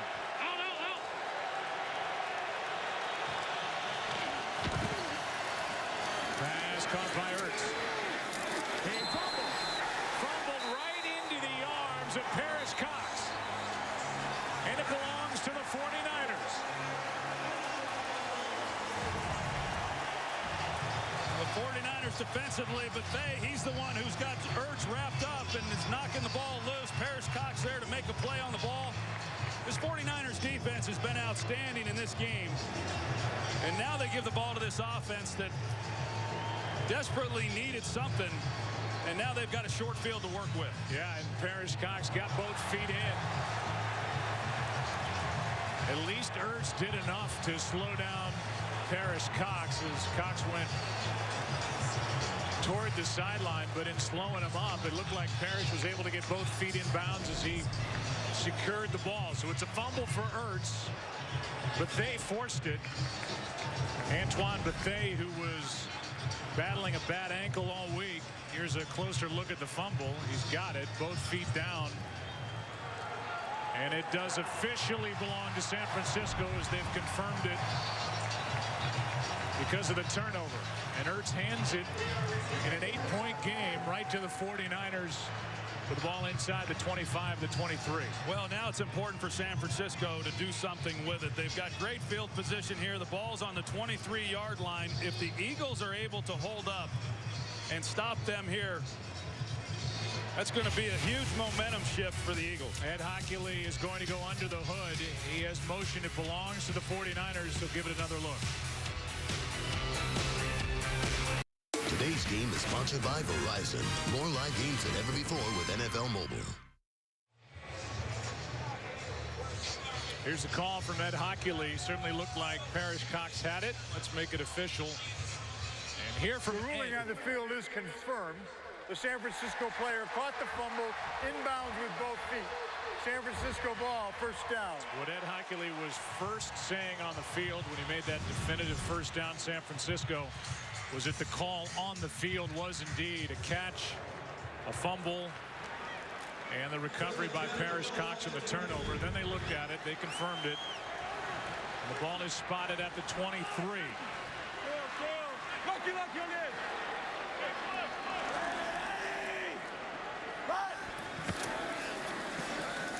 Kaepernick in trouble, down he goes. Sacked again. Matthews was in there. Barwin as well. And a loss of 5, and they just will not establish the ground game. Well, Kaepernick had one-on-one outside to Michael Crabtree. Initially, I thought that's where he was going to go with the ball, try to get one into the end zone on first down. But pressure again. You got it inside, and then as you said, they come around the outside and are able to get to Colin Kaepernick. And for this offense that has struggled to have this kind of field position, if they don't come away with a touchdown on this drive, it is going to be demoralizing for this group. It's a bad start. The 4th sack for this Philadelphia defense. As you saw, they've gone 2 games without one. Now Crabtree drops it. That's a forward pass. But I'm telling you, you said it earlier, and it could get lost, that Indianapolis proved 2 weeks ago that you can run the ball on the Philadelphia Eagles. This is Jim Harbaugh and Greg Roman and this offensive attack that's been so good on the ground, and they will not run the ball on early down. Well, not only did Indianapolis run the ball well against them, Joe, 2 weeks ago, but San Francisco's run the ball well against them here today when they tried to do it. And they just haven't consistently pounded the ball like I'm used to seeing. Now Vernon Davis, of course, he's out, but they've got creative ways to still run the football even without some players. Kaepernick in trouble again, and down he goes, but a flag is thrown. Kaepernick gets up looking for the flag. It is a hold. That's the early indication. If it's a defensive hold, it's an automatic first down. Looked to me like they might have grabbed defense number 26. The 5-yard penalty from the previous spot. Automatic first down. They get Kerry Williams.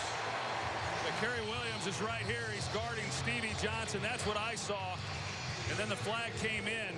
It wasn't much, but it was enough. That's a big break for San Francisco to now get a first down, and we'll see what Greg Roman, the offensive coordinator, elects to do on first down. They start in the I formation. An extra lineman in Joe Looney. See if they start to pound it. Gore. Good start. I know the numbers are there with the rushing yards, but it just doesn't seem like there's that typical commitment.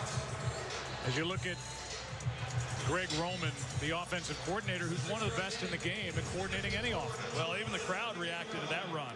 You know, they know the way that they've won football games around here. And not to mention, Joe, the Eagles have gotten pressure on Colin Kaepernick. He has been pressured. He's been hit. He's been sacked. And so lean on the running game and try to help your quarterback out.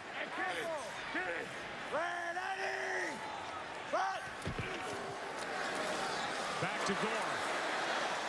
Knocked down at the marker. Ball comes out, but they say he's down.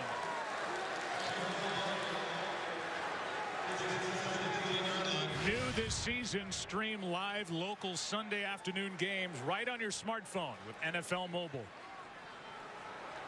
We showed you the statistics for the 49ers with the ground game. A big part of that is Kaepernick has run it 4 times for 40 yards. So Kaepernick's a reason why those numbers are inflated. Now 3rd and inches.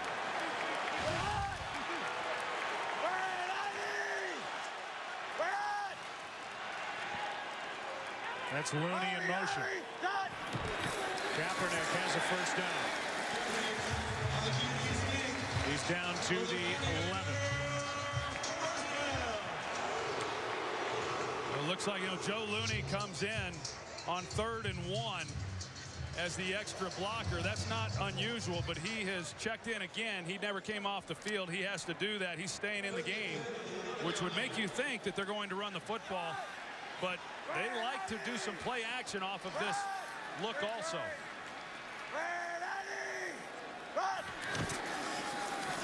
Gore, nothing there. Well played up front. Thornton got in there. No gain. I'm impressed with this Eagles defense overall and the job that they've done. And I know Bill Davis is, one week they've struggled in this area, the next week they've struggled in another area, and just trying to hold it together as best he can. But they've done some good things in this game.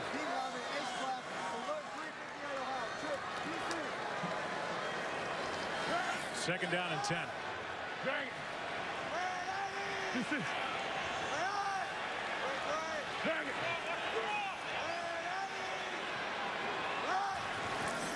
Blitz. Kaepernick off the mark with Crabtree. And that was there. Kaepernick missed him. That was a walk-in. You just can't miss these throws. It was designed beautifully. They push up the field. The defender, Bradley Fletcher, that is in coverage on Crabtree, he can't navigate the people that he's got to get through, and Colin Kaepernick knows that he missed an easy one. Brings up 3rd down and 10.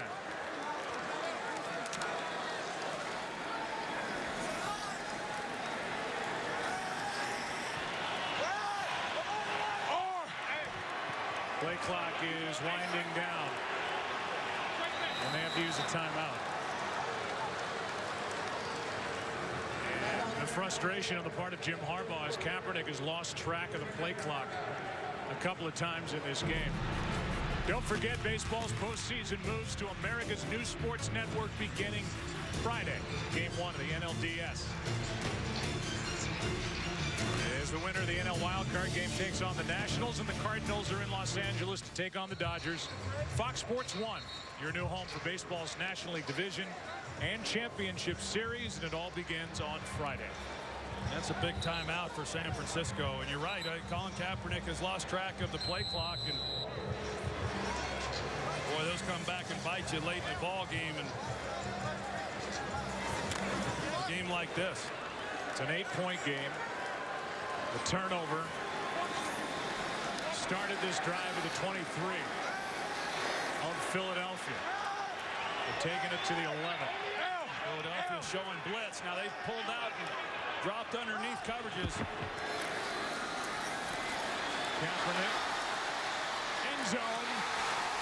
It is caught for the touchdown, Stevie Johnson.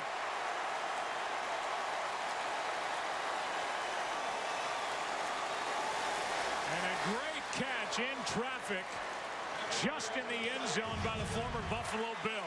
Great body control at the end of this play, and that's not an easy catch to make. Wow. He does get both feet down. He's got to maintain possession through the catch, through the ground. Stevie Johnson does it. It's an excellent job on his part, and Colin Kaepernick, he delivered an absolute strike, and they needed that. With that field position, had they not have come away with a touchdown on this drive, I think it would have been too demoralizing for this group. Well, that's fantastic control by Stevie Johnson to tap the toes.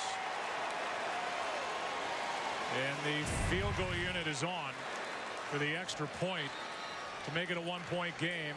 A lot of head coaches believe it's too early at this point to start chasing 2-point conversions. 1-point game. The drive started with a fumble by Zach Ertz, but they forced it out into the arms of Parrish Cox. And then on 3rd down, 3rd and 10, the touchdown to Stevie Johnson. It's a 1-point game in Santa Clara.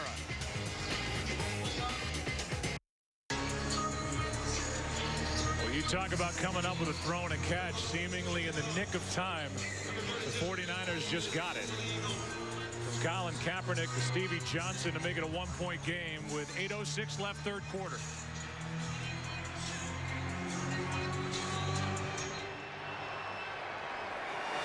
This is Polk, and he'll stay in the end zone. So now you've got a 1-point game. We welcome you back inside our broadcast booth, and we'll see what Philadelphia can do offensively, because to this point, they've really not done much of anything at all. No, they haven't. I mean, that was, you call it, it's such a big play there on that last possession for the 49ers. 3rd and 10, they've got to make a play, and Kaepernick delivers, and Stevie Johnson makes the catch. Now, put the pressure right back on this Eagles offense that really has not been able to get on track. They have struggled. Vic Fangio had this team prepared coming in with all the different looks and the things that they can do to exploit a defensive group. They've been outstanding. Good news for Philadelphia. Jason Peters back out at left tackle.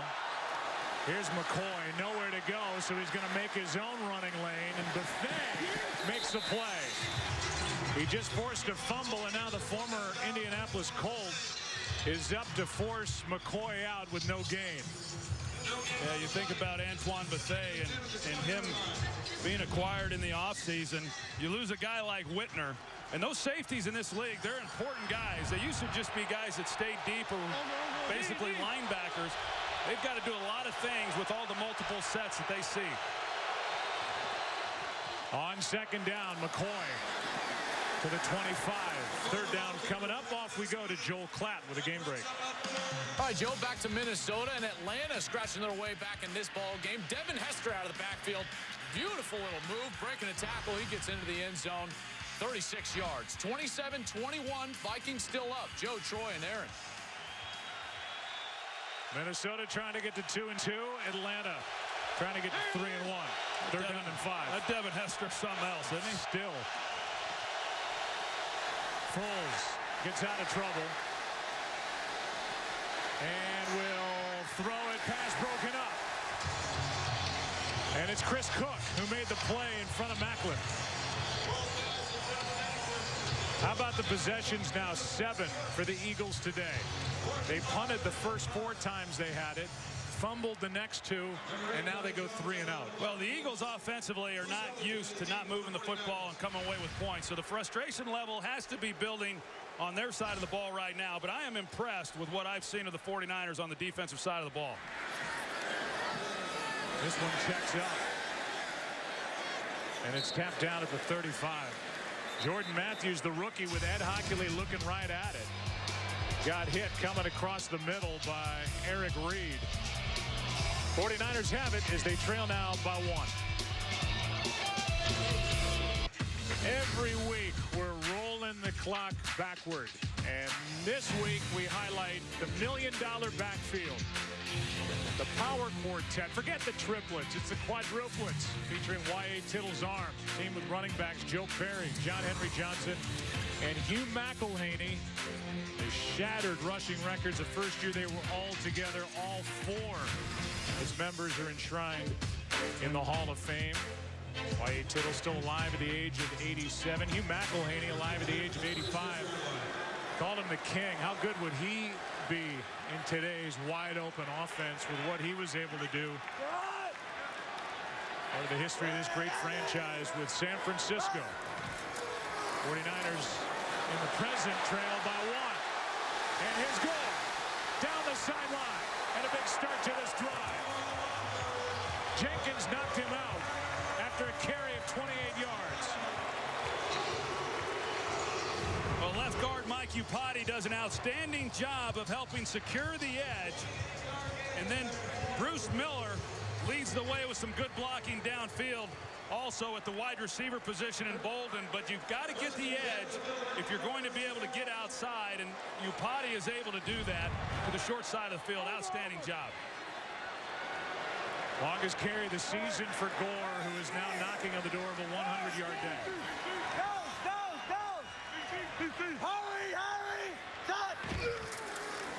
Hyde gets it.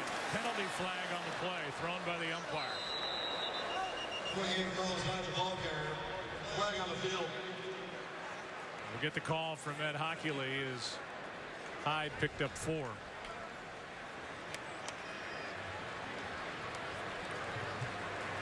Defensive hands to the face, number 93. It's a 5-yard penalty enforced at the end of the run. First down. That's Brandon Bear.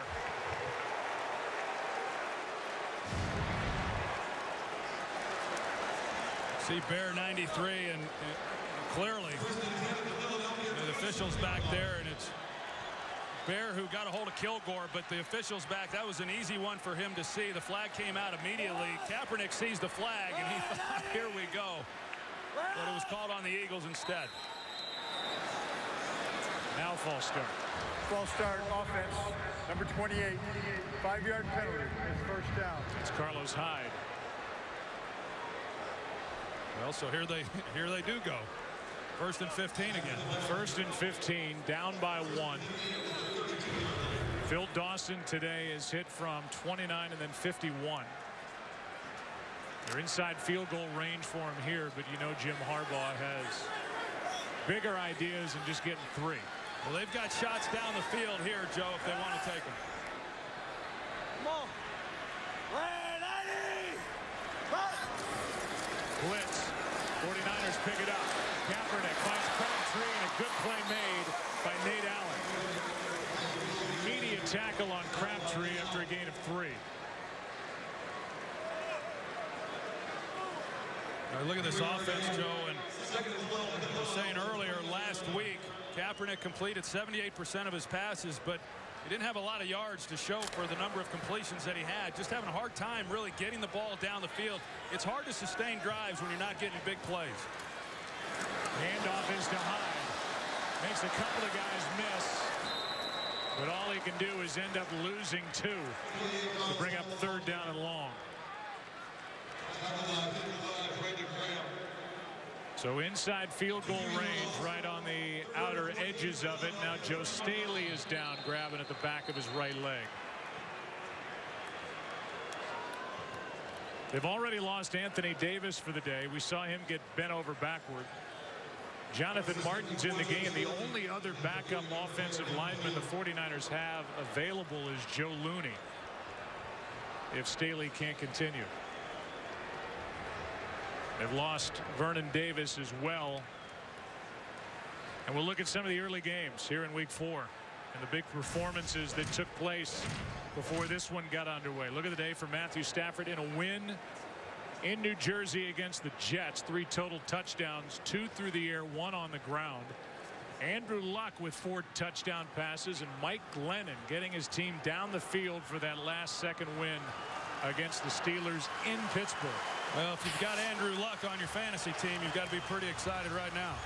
Yes, you would be very excited. Let's take a look at what happens with Staley, number 74. See Joe Staley, and at the end of this play, he reaches for his hamstring. You see him gimped up there. But they're thin. I mean, they're not going to get any sympathy from the Eagles and all that they've had to deal with the offensive line. But as you said, Joe Looney, the only guy left to be able to come in off the bench as an offensive lineman and fill that void. So they move Alex Boone out to left tackle. He's next to Upati. They've got Looney in at right guard, and Martin is at right tackle. 3rd down and 14. Gore gets it. Got a long way to go, and he won't come close. But he's inside the 30 to make the field goal attempt that much closer as he picks up 3 Fletcher Cox on the tackle. Well, I like the call by the San Francisco 49ers, and Fletcher Cox does an outstanding job. Upati is there to make the block, and he plays it beautifully. Cox does, in being able to come off the block and make a play. But I think it's a good call to try to make this an easier field goal attempt. Wind has picked up a little bit as Dawson tries to get used to the wind currents inside this first-year stadium. From 46 in the lead, he is good.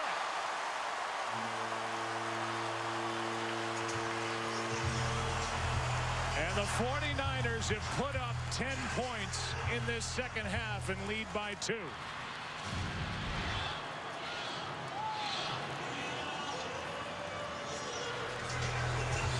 And he added by plenty as the 49ers regain the lead.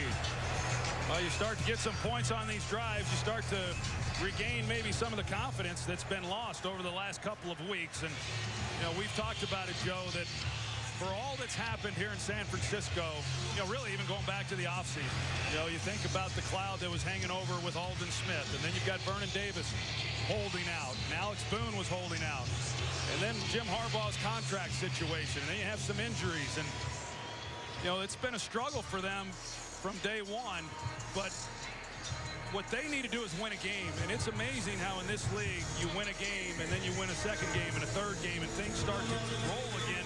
This team's won too many games in this league. They got too many veteran players. As I said earlier, they've been in 3 straight NFC Championship games. They just need to get a win and then get going, and it was a nice job of retaking the lead. Polk will stay put. We go down to the field and Aaron Andrews. Joe, Troy mentioned after the Eagles' last 3 and out what the frustration level would be like for them. Well, I just watched Jason Peters calm down LaShawn McCoy after that 46-yard field goal was made. When that offensive line came over onto the sidelines, Nick Foles came over, LaShawn McCoy came over, Jason Peters even was talking to these offensive linemen that are trying to make do with all these holes, this patchwork line here. Somebody's looking for an answer, and of course Chip Kelly telling me before the half, we just have to create some holes here. the crowd's in it. First down, quick throw, Cooper. Got a block. Across the 25, and we go for a game break. Here's Kurt. Well, Atlanta has trailed all day long in Minnesota until this. Antoine Smith around the end, and there he goes. 42 yards on the touchdown run, 48 yards, pardon me, and Atlanta now has the lead, 28-27.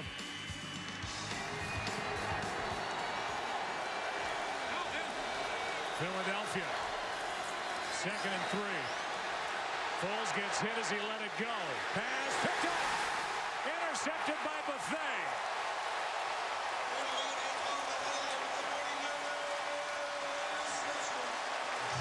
Well, Foles gets blown up at the end of this play, but sometimes when you're a big play offense like the Eagles are and you're not getting the big plays, you tend to get frustrated. And as a quarterback, you then don't take what the defense gives you. There is great coverage down the field. Foles thinks he has a shot. The middle safety never leaves the middle of the field. There was nowhere to go with the ball. Laid down the middle is a recipe for disaster, and that's what happens on this play. Antoine Buffet is able to come up and make a play. Jeremy Maclin had no opportunity to catch that ball. The Eagles now with 3 turnovers over their last 4 possessions. The great Justin Smith was there with the pressure. He got the hit on Nick Foles. That ball was up for grabs, and Buffet came down with it.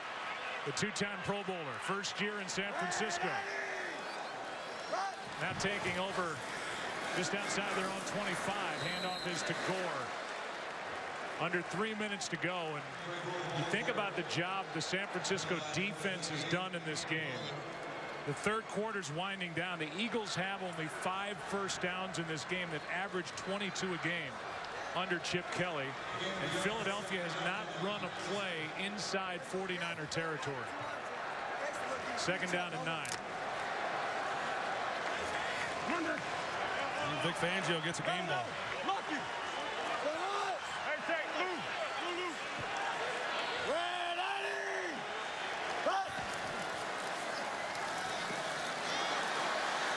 Pass is too high. They're going to rule it incomplete instead of a lateral. That was close.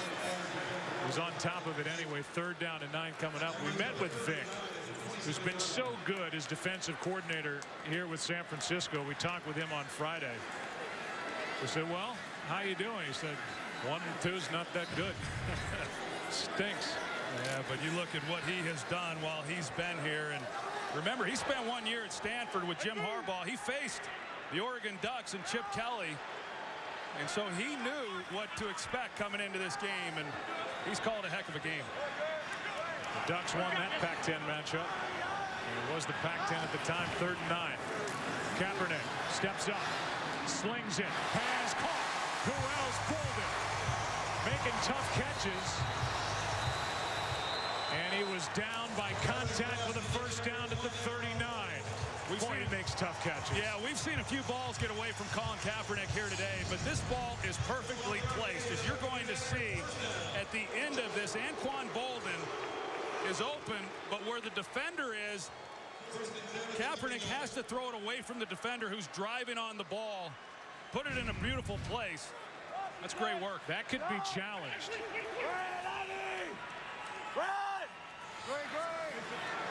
49ers taking a long time to the line. That was close to a non-catch as Hyde carries it. Let's take another look at it. Philadelphia has hired a replay consultant, Frank Cosman.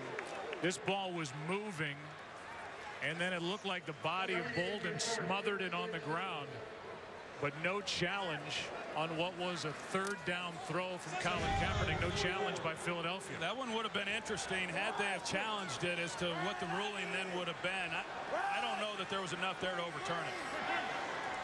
Would have been worth a look. Here's Gore. Now they're starting to pound it. Gore's got enough for a first down. Casey Matthews on the stop. Well, we've seen Frank Gore have some success running the football, but in the second half is when things start to open up a little bit. Line starts getting a little better movement. A pretty good hole that time for Frank Gore. Look at the play selection in this second half. Coming into this second half, down by 8. They've run it more than they've thrown it. and they've run it with success.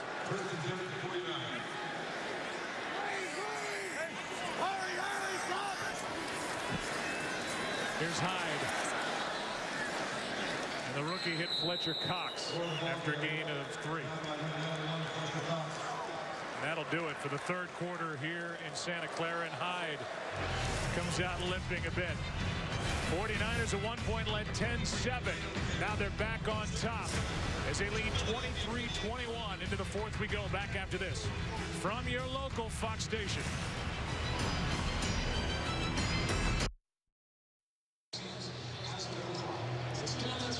Well, Nick Foles has thrown for over 300 yards in each of the first 3 games. It's been a frustrating day for Nick. Just over 100 yards, 13 of 25.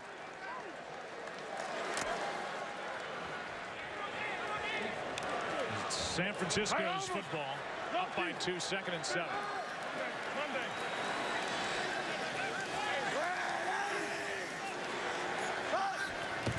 Fourth quarter underway. Kaepernick just throws it away. Let's go down to the field and Erin Andrews. You mentioned Nick Foles and a frustrating day for him. Saw that big hit he took by Justin Smith. He came over to the sideline, Joe, and then was given a sleeve over his right knee. He's been walking around trying to loosen it up. I saw a couple players come up to him, ask him if he was doing okay. He said, yeah. But there's another thing now for him. We saw last week it was his left side, looked like his ribs, his shoulder. Now it's his knee. So we've seen him trying to get loose on the sideline, but right now the ball belongs to San Francisco as they're faced with 3rd and 7.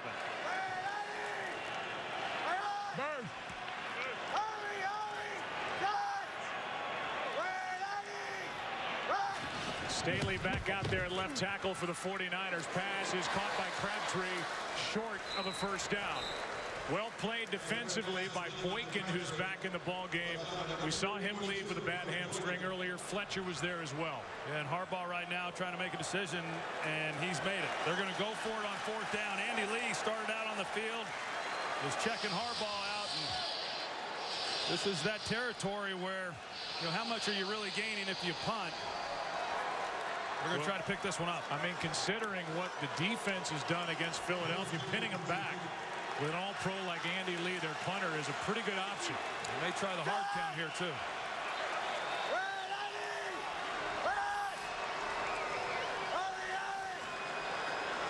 And they were trying to draw him offside. Instead, they'll punt. Well, he didn't want to use a timeout. Jim Harbaugh did not want to use the timeout. He was just going to take the delay of game. And then punt. And then punt. Give his punter some more room. And he wants to give the timeout back. You're right. Now they're left with only 1 timeout. Well, Kaepernick, I think Kaepernick turned. It just wasn't communicated very well. Kaepernick, with the clock running down, unable to draw the Eagles offsides. There it is. He calls the timeout. So now they're down to 1 timeout. Well, you saw that immediately. Harbaugh didn't want it. And they're going to punt anyway. So they get absolutely nothing out of using their 2nd timeout. Yeah, those are the ones that hurt.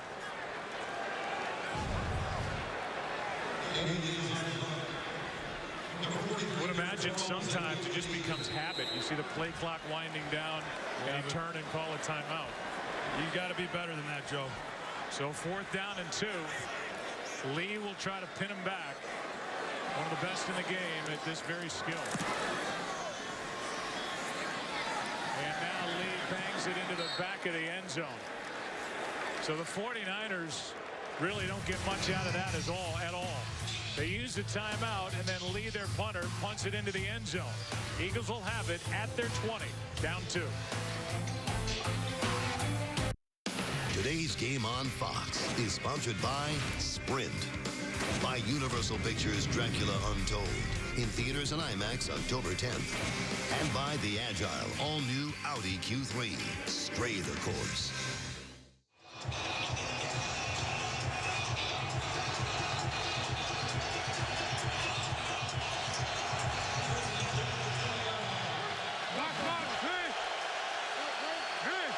First down and 10.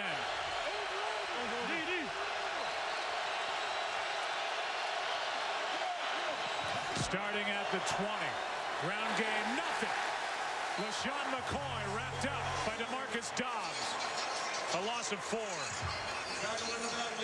Just too much penetration in the backfield. That's been the story, really, all season long for LaShawn McCoy. You can talk about defenses stacking the box, putting an extra defender down there. That's not what this is about. This is just getting beat up front. And DeMarcus Dobbs this time is the one who makes the play. He went right through Matt Tobin, who's making his first NFL start. Now Foles just got rid of it as he was dragged down by the rookie Aaron Lynch. And this makeshift offensive line here on the road with Peters and Tobin and Molk and Kelly and Harriman's a tackle is not holding up. No, they're not holding up, and neither is Nick Foles, because we saw him slow to get up after this play. Aaron Andrews talked about it. He got beat up last week against Washington. He's got some other injuries here in this game, and he's starting to get battered. 3rd down and 14. Foles, Cooper, short of a first down. Short by 2 yards, maybe a yard and a half, and it's a 3 and out in a 2-point game. That's an excellent job by San Francisco. It's getting a little redundant, the job that they have done throughout this game in slowing the Eagles down, getting off the field. Their offense goes down and takes the lead, and they've been able to hold on to it. Ugly punt. Checks backward and picked up by Osgood, who's been a Pro Bowl special teams player. Short punt, and the ball will be spotted at the 41 of San Francisco as they'll have it up 2. Week 4 continues with Sunday Night Football tonight at 8:30 Eastern on NBC. The Saints and the Cowboys. And then tomorrow night, Monday Night Football on ESPN, the Patriots and the Chiefs. And after that rough week last week, there's Aaron Lynch throwing him to the ground. Nick Foles continually proves how tough he is, but now just trying to be effective. Forget tough. Offense for the Eagles has done virtually nothing. Here's Gore. Play is made by Acho. Well, I know one of the real concerns for the 49ers defensively coming into this game was they had been unable to generate any kind of pass rush unless they brought pressure. And that is not what Vic Fangio likes to do. He'll bring pressure, but he wants to do it on his own terms. He's had to bring pressure in the previous 3 games in order to get after the quarterback. We've seen things happen here in this game. Justin Smith, he's applied, pressure there in the pocket. We saw DeMarcus Dobbs. They're starting to get to Foles without having to bring extra guys. Here's Gore. Gore plows ahead. Trent Cole on the tackle. 3rd down coming up. I thought Howie Long made a great point on Fox NFL Sunday about because of the pace of the practice for the Eagles, a lot of the backup offensive linemen actually get reps during practice, and it showed last week making all those changes. But here on the road today, the offensive line with all those changes and the injuries, they get Lane Johnson back in their next game. It's not been good enough. Well, it's really not a fair fight. I mean, when you're talking about some really inexperienced guys, you can give them all the work you want during the week, but they're so inexperienced when it comes to Sunday. They're going up against a good front 7. 3rd down and 7. Pass caught. Crabtree.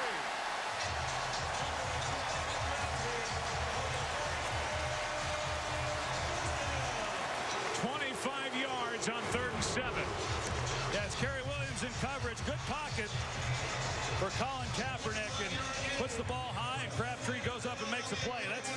Those are the plays that they just haven't had a lot of here in the last week and a half. Some of these big chunks, but they're able to get it there. What a good catch by Crabtree. We saw leave earlier with a foot issue. He's back and has his 5th catch of the game.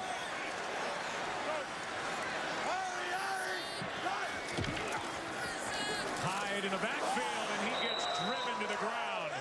Thornton would call his name. Cedric Thornton, the 3rd-year player, a free agent out of Southern Arkansas, has made some plays. Well, this front has been doing a pretty good job up front. Cedric Thornton, we've talked about him. Fletcher Cox, Vince Curry. Been a lot of them that have played well. 5th tackle of the game for Thornton. Loss of 3.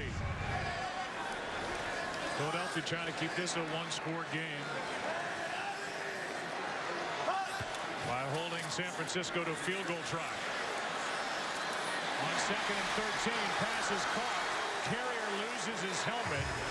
He is knocked down 3 yards shy of a first down. 3rd down coming up. Yeah, we see a lot of the helmets. We've seen a few here today that come off relatively easily.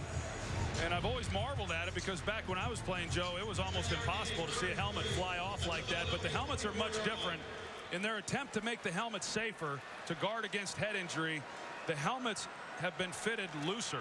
And so that's why you see some of the helmets coming off the way that you do. But, boy, it's dangerous. You see a helmet fly off and the ball's still alive. Worry about a guy taking a helmet to his head without his helmet on. Now 3rd down and 3. Take down for this Philly defense. Kaepernick throws, pass incomplete to the flag. Kaepernick, the intended target. Boykin was on the coverage.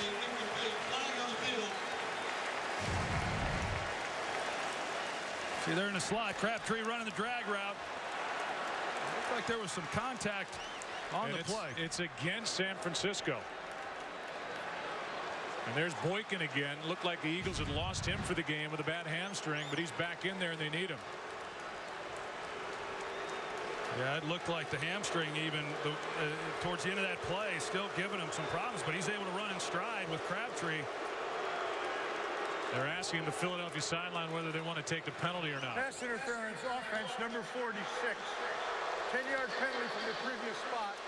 Repeat 3rd down. Well, that's interesting. I mean, with the incompletion, it's 4th down, and you have San Francisco most likely attempting a field goal to make it a 5-point game. Instead, Chip Kelly elects to take the penalty, accept it, and they're going to give San Francisco another crack at 3rd down. They do back him up, but it's 3rd and 13. I didn't see anything that Derek Carrier did there to warrant a penalty.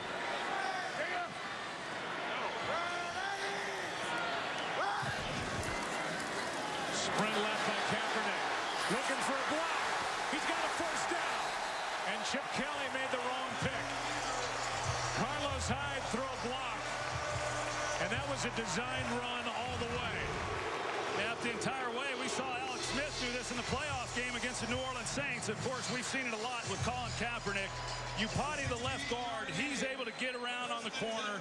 And then the block down the field by Carlos Hyde is what really sprung Kaepernick up that sideline. I just don't understand how you accept that penalty and give Kaepernick and the 49ers another try on 3rd down instead of 4th and 2. Here's Hyde. And Hyde is down inside the 15 to the 14, brought down by Thornton. As the drive continues with under 9 minutes to go in this 4th quarter. Now one of the Eagles slow to get up. The time of possession just dominated by San Francisco. Chip Kelly took his time on that decision. It's Trent Cole. Kaepernick and the 49ers offense and Greg Roman took advantage of it. A designed run by Kaepernick with a block by Carlos Hyde out on the edge. It'll be 2nd down when we come back for the 49ers, who lead by 2.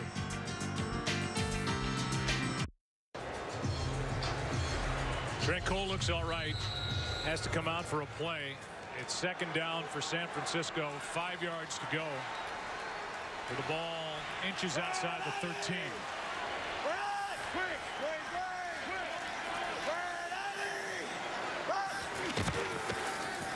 Here's Gore. Gore to the 11. 3rd down coming up. Connor Barwin on the stop. 72, the center Georgia with the tackle. Well, we'll see what Philadelphia is able to do here on 3rd and short. San Francisco has been successful on these short yardage situations here in this game. Look at the rushing yards and the difference. Again, Kaepernick a big part of that. He's run it 6 times for 59 yards. The Gore's been much better, much more used, at least in the 2nd half. He's had 113 yards rushing on the day. 3rd and 1.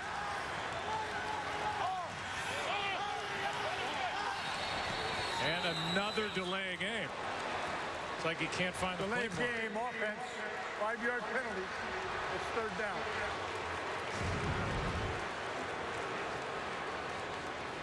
Just completely losing track of the play clock, and a third and a long one becomes third and a long 6. Yeah, those types of penalties, they cost you games, and it's the third time now he's lost track, or second time he's lost track of the play clock. The other time was when he called timeout, and he shouldn't have. 59. Those are big mistakes. Here's Hyde. Well played by Philadelphia. And a field goal try will be forthcoming. First guy there was Malcolm Jenkins, who has an interception return for a touchdown in this game. Well, you think about what that penalty meant. You know, he was in shotgun formation, whether or not he's going to throw it or if they're going to hand the ball off, but it was 3rd and 2.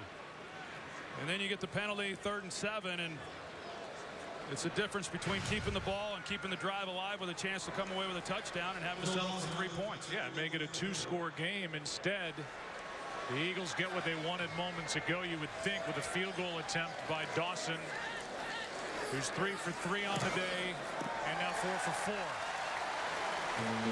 And it's a 5-point game. Biggest lead of the day for San Francisco. It's been a frustrating day for Jim Harbaugh, but his 49ers at 1-2 lead it by 5. Today's game is sponsored by the new Samsung Galaxy S5. The next big thing is here. It's America's game of the week, a 5-point game with 6.5 to go.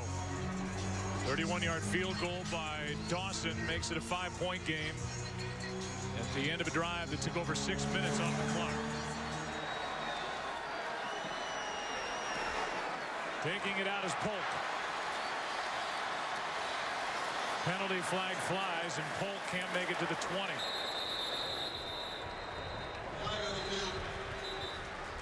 The Eagles, who have 127 yards of offense on the day, have not had a snap happen beyond their own 43-yard line. During the return, holding by the receiving team, number 51. 10-yard penalty from the spot of the foul. Philadelphia keeps the ball after enforcement. First down. So there you go. They're going to be backed up even closer to their own end zone. Colin Kaepernick trying to keep his guys up. They are up by 5 with under 6.5 to go.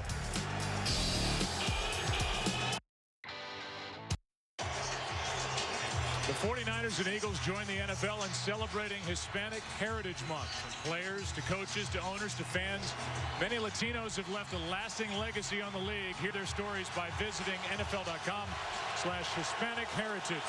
We'll show you the penalty after a play as the Eagles start with it down by 5 at their own 9. Looking for something offensively, and they get it with Maclin to start the drive. Brought down by Cox. Pressured by Wilhoit on that first throw. I tell you, San Francisco brings the blitz and just runs right over LaShawn McCoy. They're inside, and Wilhoit was the one who was blitzing in the middle. LaShawn McCoy is excellent in pass protection, but he got buried right back into folds. First down at the 20. Here's McCoy.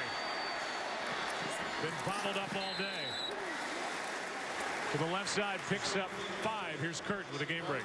Well, the good news for the Minnesota Vikings, they're up 10 points on Atlanta with 3.5 left. Matt Asiata with a touchdown, his third of the game, but on the 2-point conversion, quarterback Teddy Bridgewater injured his ankle. He was carted off. Christian Ponder now in at quarterback. Joe, Troy, and Aaron. 5.5 to go. 2nd and 5. Foles out to his right. To the sideline pass is caught by Maclin.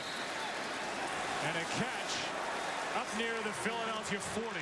Well, the 49ers are trying to say he didn't catch it. This is an outstanding route by Jeremy Maclin. Hard to tell, but they ruled it a reception. It looks like Parrish Cox got maybe a hand on the ball just there at the very end.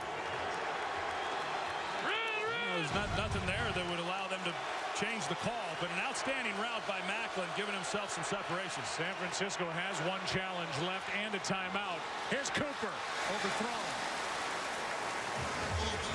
Prior to this possession, the Eagles did not have a first down this entire second half. They have a couple on this drive. They trail by 5, and they have 2nd and 10 here. Well, the fact that this drive began on the 8-yard line, for them to get the ball out to here is really positive. The first thing was just giving themselves some room to operate, but they've put together some plays now, and I like that they tried to take a shot down the middle. Here's a wide receiver screen for Brad Smith. And the former Missouri quarterback is going to lunge for a first down. Gained 11, Ray McDonald on the tackle. And it's getting more interesting as we go. We're coming up on 4.5 left, first down. First time this entire game the Eagles have crossed midfield on offense. Foles got a man, Ertz, who fumbled earlier. He's got a first down near the 35. 14 yards to Zach Ertz. Well, these are the things that Zach Ertz does well. I mean, he's a pretty good route runner, but he's excellent in getting vertical down the field and starting to pressure some of those defenders. It's a good job by him on the inside position. They got to get it into the end zone. Under 4 to go. Foles not on the same page with Macklin.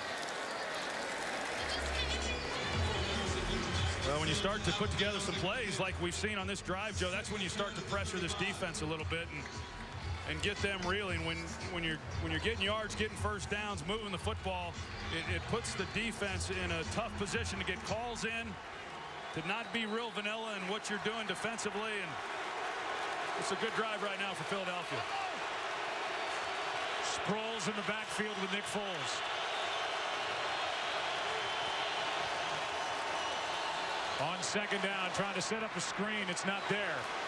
And Foles will just take a hit. Lost yardage on the play as they tried to screen it to Sproles. A loss of 4, and you can see how slow Foles is to get up. Well, they fake like they're showing the screen to the left with a man in motion, and then they're going to come back and throw the screen to the right. Now, Foles is worried about throwing it away because he's got linemen downfield. That's why he kept it. He takes a shot at the end of the play. But people say, why wouldn't you just throw it away? Well, it would have been a penalty because you got offensive linemen downfield. 3rd down and 14. Foles. Macklin. The effort. He got it. Unbelievable catch by Jeremy Macklin. A left-handed, one-handed grab going to the sideline and to the ground. This is as good as it gets right here. Now, does he have it? And he does. That's a great job. And a challenge flag thrown out by Jim Harbaugh. If he loses the challenge, he's out of timeouts. Here's another look. Well, worth the challenge, Joe, but I don't think he's going to win it. I'm with you. We'll get the call when we come back. What an effort by Jeremy Macklin. He missed all of last year. He's back. San Francisco is challenging Back the in a ruling big on the way. field that the pass was complete. We'll try to slide Mike Pereira in here. Mike, I know you're listening back in L.A. What did you see on that catch by Macklin? You like the call? I like the call because I think the right hand is on the ball and stays on the ball. The left hand comes off, but the right hand stays on the ball, and I don't see it hit the ground. I think it has to stay as a catch. Here comes a call from Ed Hockley.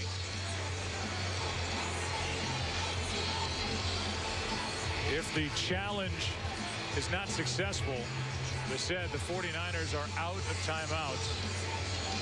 We'll get the call from Ed right now. The ruling on the field is confirmed. The receiver brought the ball inbounds. That is San Francisco's 3rd and final timeout. It is also their last challenge. Joe, and you heard Ed Hockley say now they're out of timeouts, and now it becomes a clock game. I mean, clearly the Eagles, they need a touchdown. But they can start working the clock and try to leave as little on the clock as possible for San Francisco. But first, they have to get in the end zone themselves. That was Chris Carter-like. Jeremy Macklin laying out and making that catch. Unbelievable. Brilliant catch by Macklin. who's been just clutch in the fourth quarter. 22-yarder on 3rd and 14. Now Foles, end zone, broken up for Riley Cooper. Culliver was back there defending for San Francisco. Tell you, that was disaster written all over it for Nick Foles. This ball, he's fortunate that Eric Reed wasn't there. If that ball's thrown any lower than it was, Reed has a chance to maybe make a play. Having said that, Cooper was there. Culliver got his hand in there a bit. Now 2nd and 10.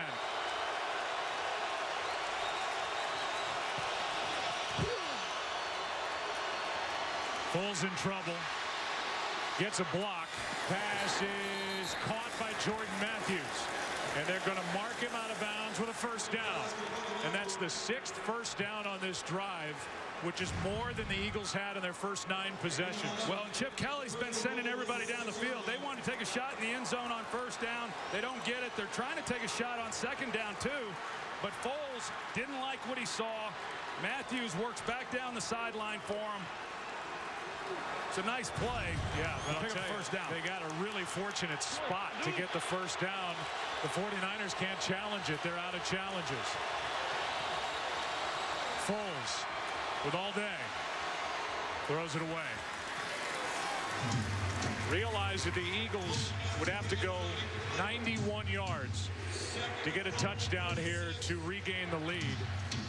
They had 127 yards of offense this entire game before this drive started. Well, I'm sure Chip Kelly would love to run the ball. He'd love to give the ball to LaShawn McCoy and start taking time off the clock, pick up first downs, get it in the end zone. But they've been unable to do that. He's had to rely on throwing the football with Nick Foles. 13th play of the drive. There is McCoy down to the 1. Where it will be 3rd and goal with 2 cracks at trying to get it into the end zone. And they can let this run down to the 2-minute warning. Something the Eagles don't do a lot of, but they'll just sit tight and let it go to the 2-minute warning here in Santa Clara. It'll be 3rd down and goal because of a challenge, because of poor play clock management. The San Francisco 49ers are out of timeouts. They figure to get it back, but with how much time and what will the score be? This a 3rd down catch by Macklin might lead to a game winner here in Santa Clara. Today's game is sponsored by Visa Checkout, the easier way to pay online. Eagles face with a 3rd down and goal. The ball inside the 2.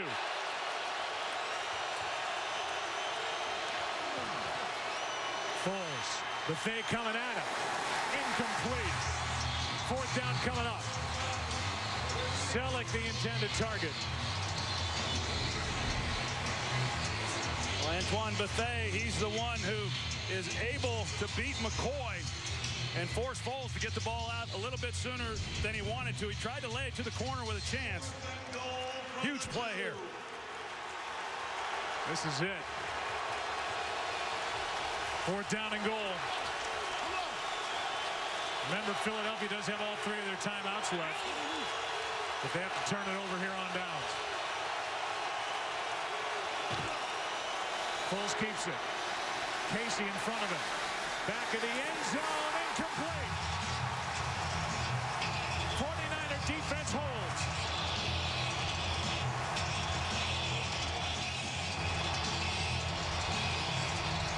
I like the play, Joe, in terms of trying to get Foles outside the pocket, but because Foles is not a runner, he doesn't apply the pressure to the defense the way a guy like Kaepernick might. You can see as he sprints out to his right, if he was faster, he's able to then put pressure on the 49ers, but he has to get the ball out of his hands. They're going to get to him. The rookie Aaron Lynch with pressure. And it's just good coverage. You can see what Nick Foles saw, just really not much of a chance anywhere to try to fit one in. Now remember, Philadelphia has all 3 of their timeouts left. There's a 1:50 left on the clock. And so this game's not over. And if San Francisco is faced with a 3 and out, they're going to give Philadelphia a short field.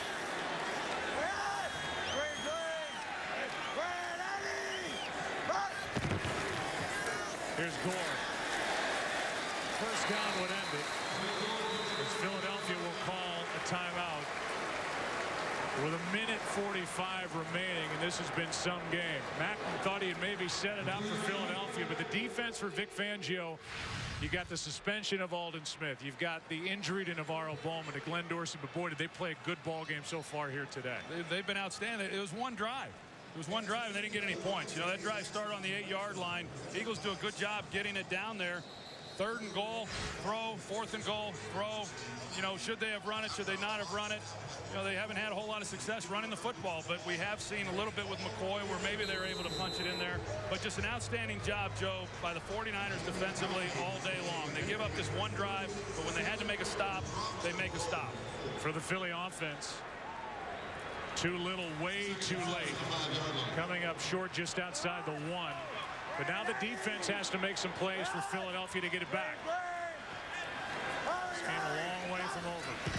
49ers need a first down. It's Gore. And Gore gets a yard, maybe two. Benny Logan made the stop. And now the second timeout taken by Philadelphia.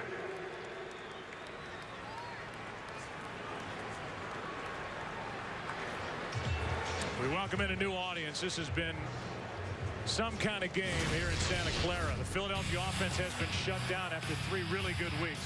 This was a 55-yarder to Frank Gore for a touchdown earlier in this ball game. Malcolm Jenkins with an interception return for a touchdown. This a big one on 3rd down. Stevie Johnson with a touchdown. And moments ago, if you're just joining us, after having 127 yards of offense on the day, Philadelphia started at their 9, got it down outside the 1. And the defense of the 49ers held them out on back-to-back plays. Well, this is a big down right here on what the 49ers are going to do. Are they going to run it and probably have to punt? They're going to get Kaepernick outside the pocket, or they're going to throw it and potentially stop the clock. They're going to run it. It's Gore, and Gore won't get it. Philadelphia defense comes up with a big stop, and now a ton of time left. 1:34 remaining, and both sides are out of timeouts. The 49ers were 1 first down from winning this game running out the clock. So now you're faced with 3rd and medium, and Jim Harbaugh was faced with a decision. What are you going to do? Are you going to run the ball, make the Eagles burn their last timeout, and in all likelihood not pick up the first down, which is what happened, or do you throw it, and if it's incomplete, now they've still got a timeout and the clock stops. They elect to run it, and they're going to give the Eagles another opportunity, relying on that Vic Fangio defense to do the job once more. Meanwhile, Sproles has an 82-yarder for a touchdown in this game, his 4th career punt return for a touchdown. Going back to 1940, teams with 3 or more return TDs is what Philadelphia has today, are 71, 1, and 1. But they trail here by 5.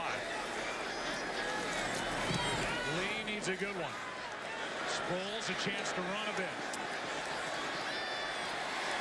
Osgood can't bring him down. Penalty flag on the play. 8-yard return after a 50-yard punt by the 4-time All-Pro Andy Lee.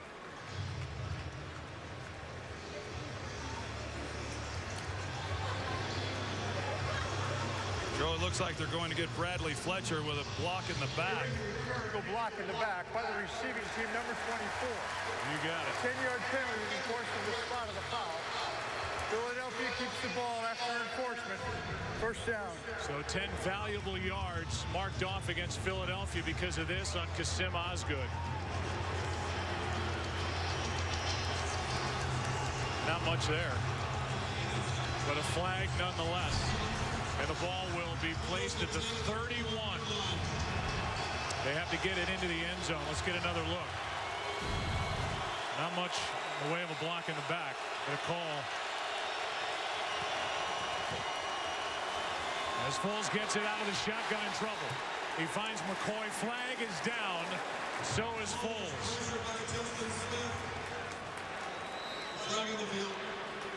And Ed Hockley will give the call. Holding offense number 71.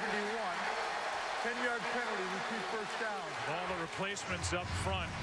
It's a 6-time Pro Bowler Jason Peters guilty of the hold, working on Justin Smith. Yeah, Justin Smith, I mean, can't say enough about the job that he does each week. He is tough to handle, and he's been able to get pressure throughout this game, and he gave Jason Peters all he wanted, and he gets called with a hold. The Eagles need 79 yards in 1:15. Macklin can't get back to the ball. 2nd down and 20.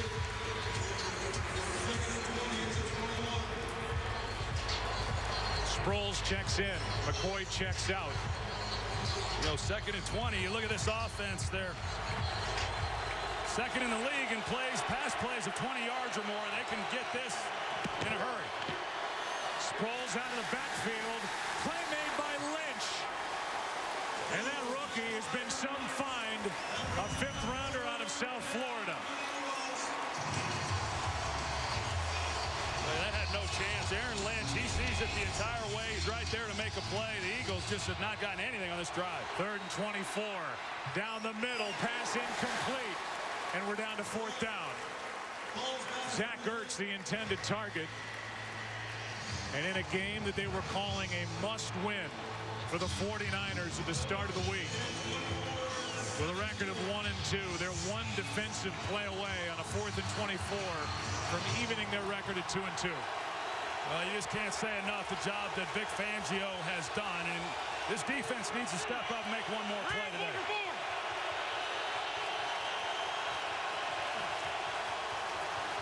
Foles. Picked off. Game over.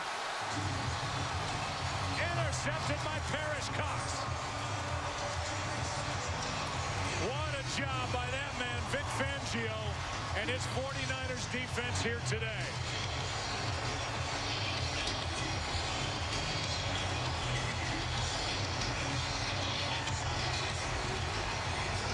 It'll be the first loss of the season for the Eagles. And on 4th and 24, too far to go. And Foles just tried to throw it into heavy coverage. Cox was there. Well, they get hurt immediately by the penalty. They're facing, you know, 1st and 20, but not one play did they run looked like it had a chance. I mean, the 49ers were all over every one of them. They do a great job. This is going to be a good week for San Francisco. It's been a few weeks since they've had an opportunity to feel good, and we talked about it coming in, Joe, what a win would do for this ball club. They've done too much. They've got too good of players to not play better and win more games. This puts them right back in the middle of the race. There's a lot of respect between these two coaching staffs with Jim Harbaugh and Chip Kelly. 4th turnover of the game basically ends it. The pick by Parrish Cox. We'll take a break. Come back and wrap up our day after this.